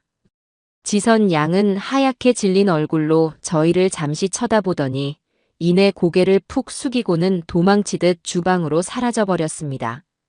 식당 안에는 어색한 침묵이 흘렀습니다. 아들 서진이는 굳은 표정으로 아무 말도 하지 않았죠. 저는 잠시 동안 복잡한 감정에 휩싸였습니다. 하지만 제 마음속에 떠오른 감정은 통쾌함이나 연민, 혹은 그 어떤 종류의 증오도 아니었습니다. 그저 무에 가까운 평온함이었죠. 그녀는 이제 제 인생에 어떤 영향도 미치지 못하는 그저 스쳐 지나가는 타인일 뿐이라는 것을 새삼 깨달았습니다. 그녀는 그녀의 자리에서 자신의 인생의 무게를 견디고 있는 것이고 저는 제 자리에서 제 삶을 살아가고 있는 것뿐이었습니다. 저는 자리에서 일어나 식당 주인에게 조용히 다가가 계산을 했습니다. 그리고 지선 양이 떨어뜨려 깨진 그릇값까지 포함하여 넉넉하게 음식값을 치렀죠. 그것은 동정도 용서도 아니었습니다. 그저 이 지독했던 악연에 대한 저만의 마지막 작별 인사 같은 것이었습니다. 식당을 나서며 저는 아들의 어깨를 가만히 두드렸습니다. 아들은 저를 보며 희미하게 미소를 지어 보였죠. 저희는 더 이상 과거에 얽매여 아파하지 않았어요. 저희의 눈은 오직 빛나는 미래만을 향하고 있었으니까요. 미래자원 나눔 재단의 활동이 사회에 좋은 반향을 일으키고 독일 기업과의 합작법인이 성공적으로 출범하면서 저희 회사의 위상은 하루가 다르게 높아져 갔습니다.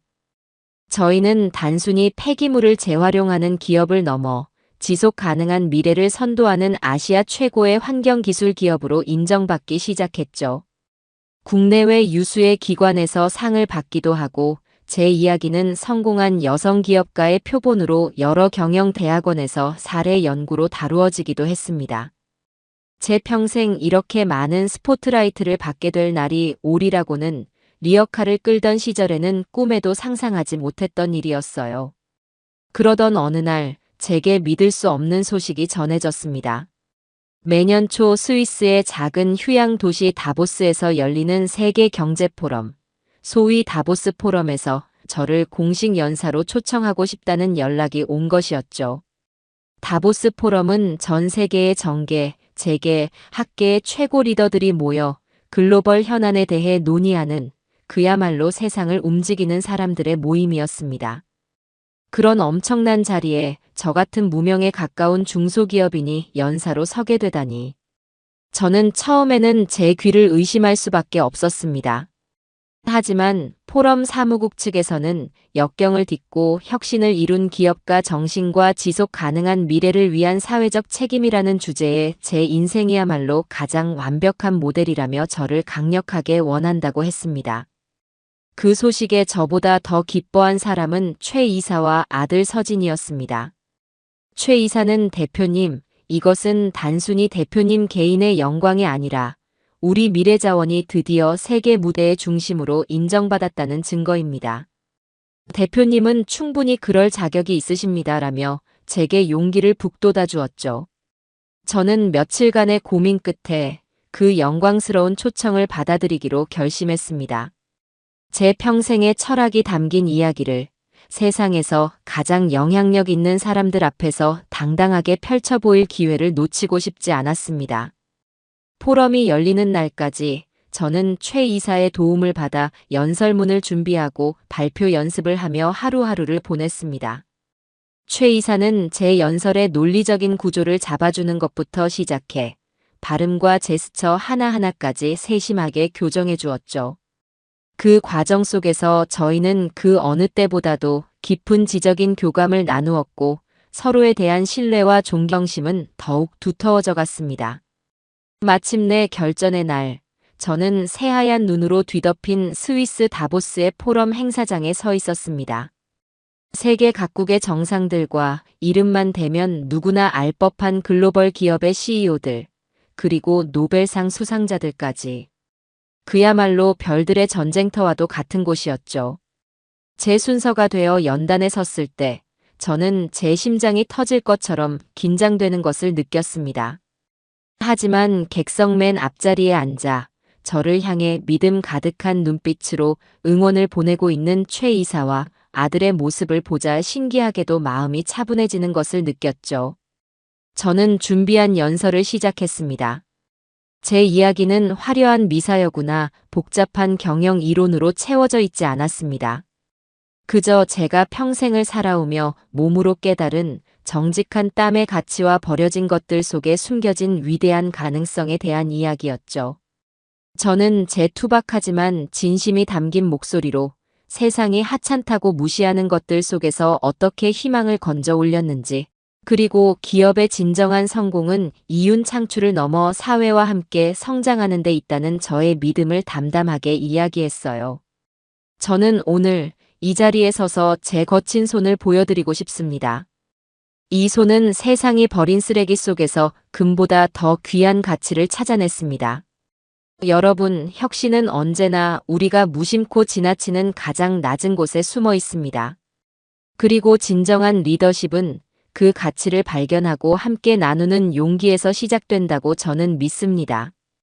제 연설이 끝나자 잠시 동안의 정적이 흘렀습니다. 그리고 곧이어 장내를 가득 채운 우레와 같은 박수 소리가 터져나왔죠. 수많은 세계적인 리더들이 자리에서 일어나 저를 향해 기립박수를 보내주고 있었습니다. 그 순간 저는 제 평생의 모든 서름과 고난이 눈 녹듯이 씻겨나가는 듯한 기분을 느꼈습니다. 세상의 편견에 맞서 꿋꿋하게 제 길을 걸어온 제 삶이 틀리지 않았다는 것을 인정받는 순간이었으니까요. 포럼이 성공적으로 끝나고 저희는 잠시 다보스에 더 머물며 아름다운 설경을 즐기기로 했습니다. 그날 저녁 저는 최 이사와 함께 아무도 없는 조용한 호숫가를 산책하고 있었어요.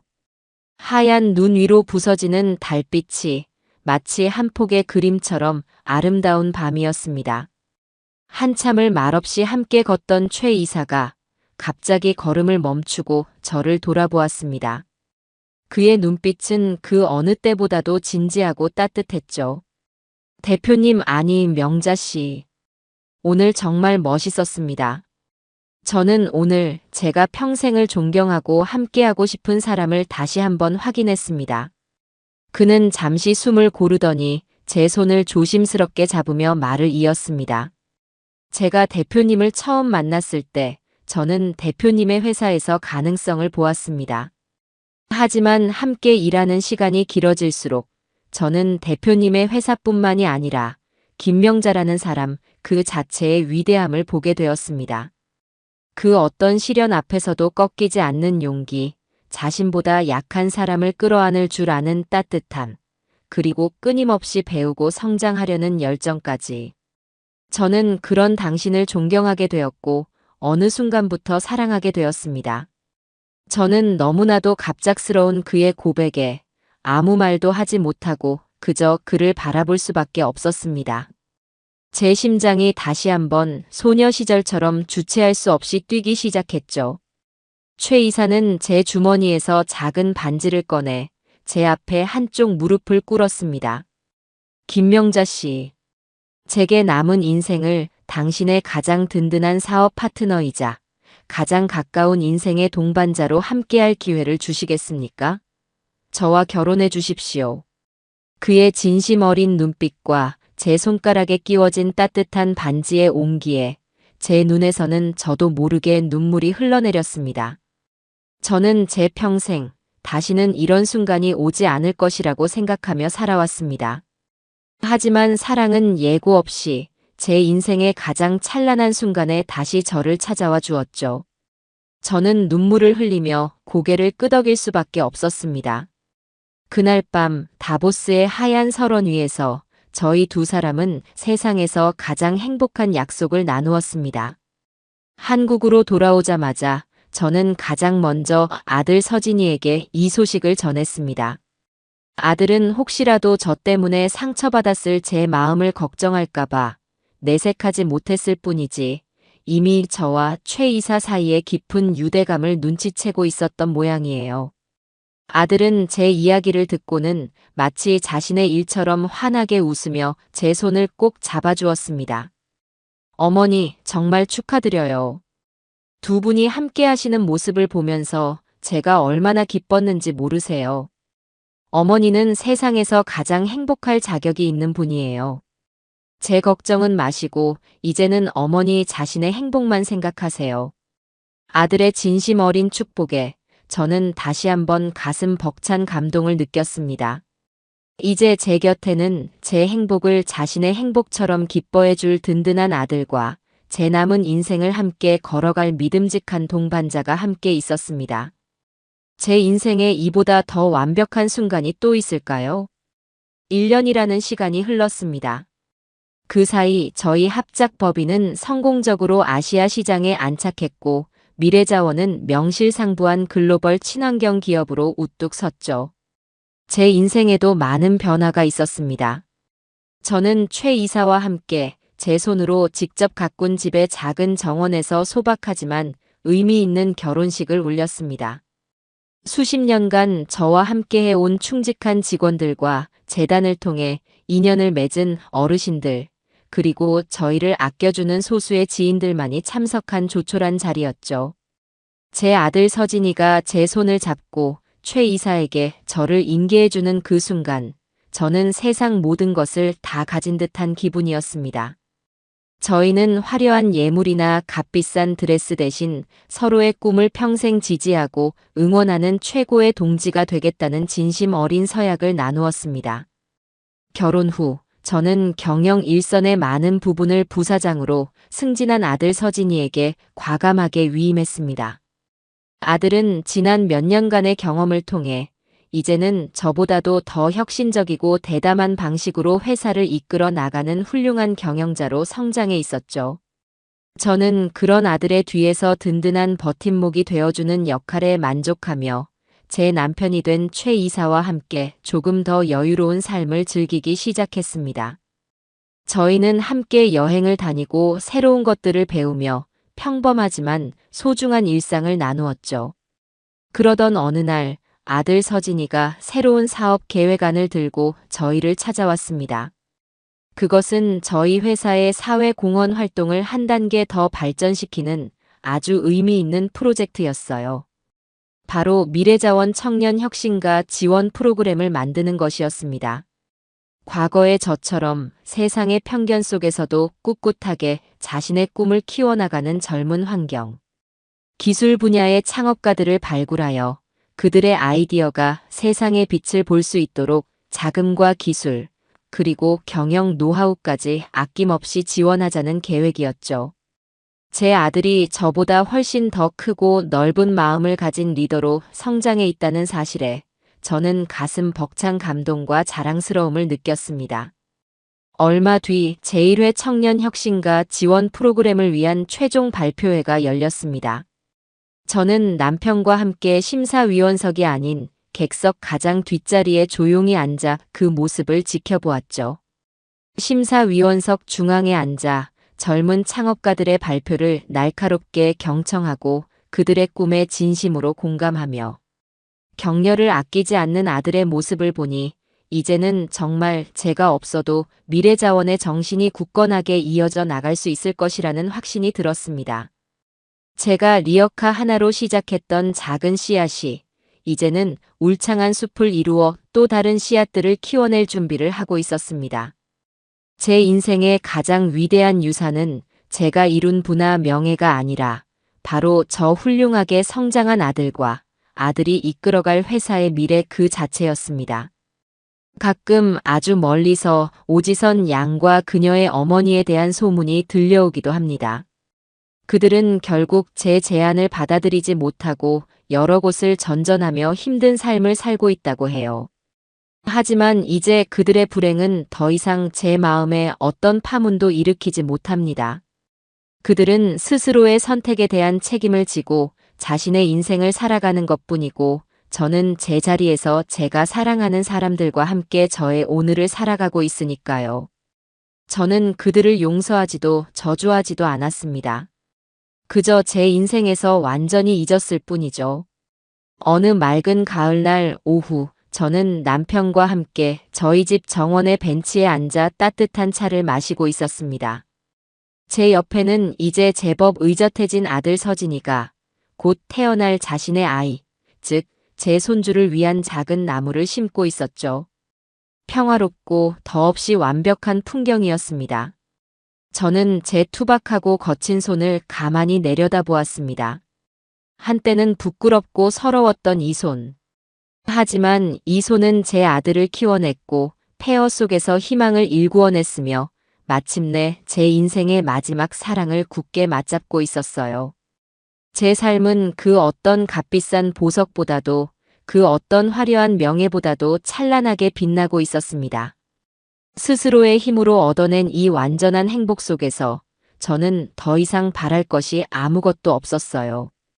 제 인생은 그것으로 충분히 만족스럽습니다.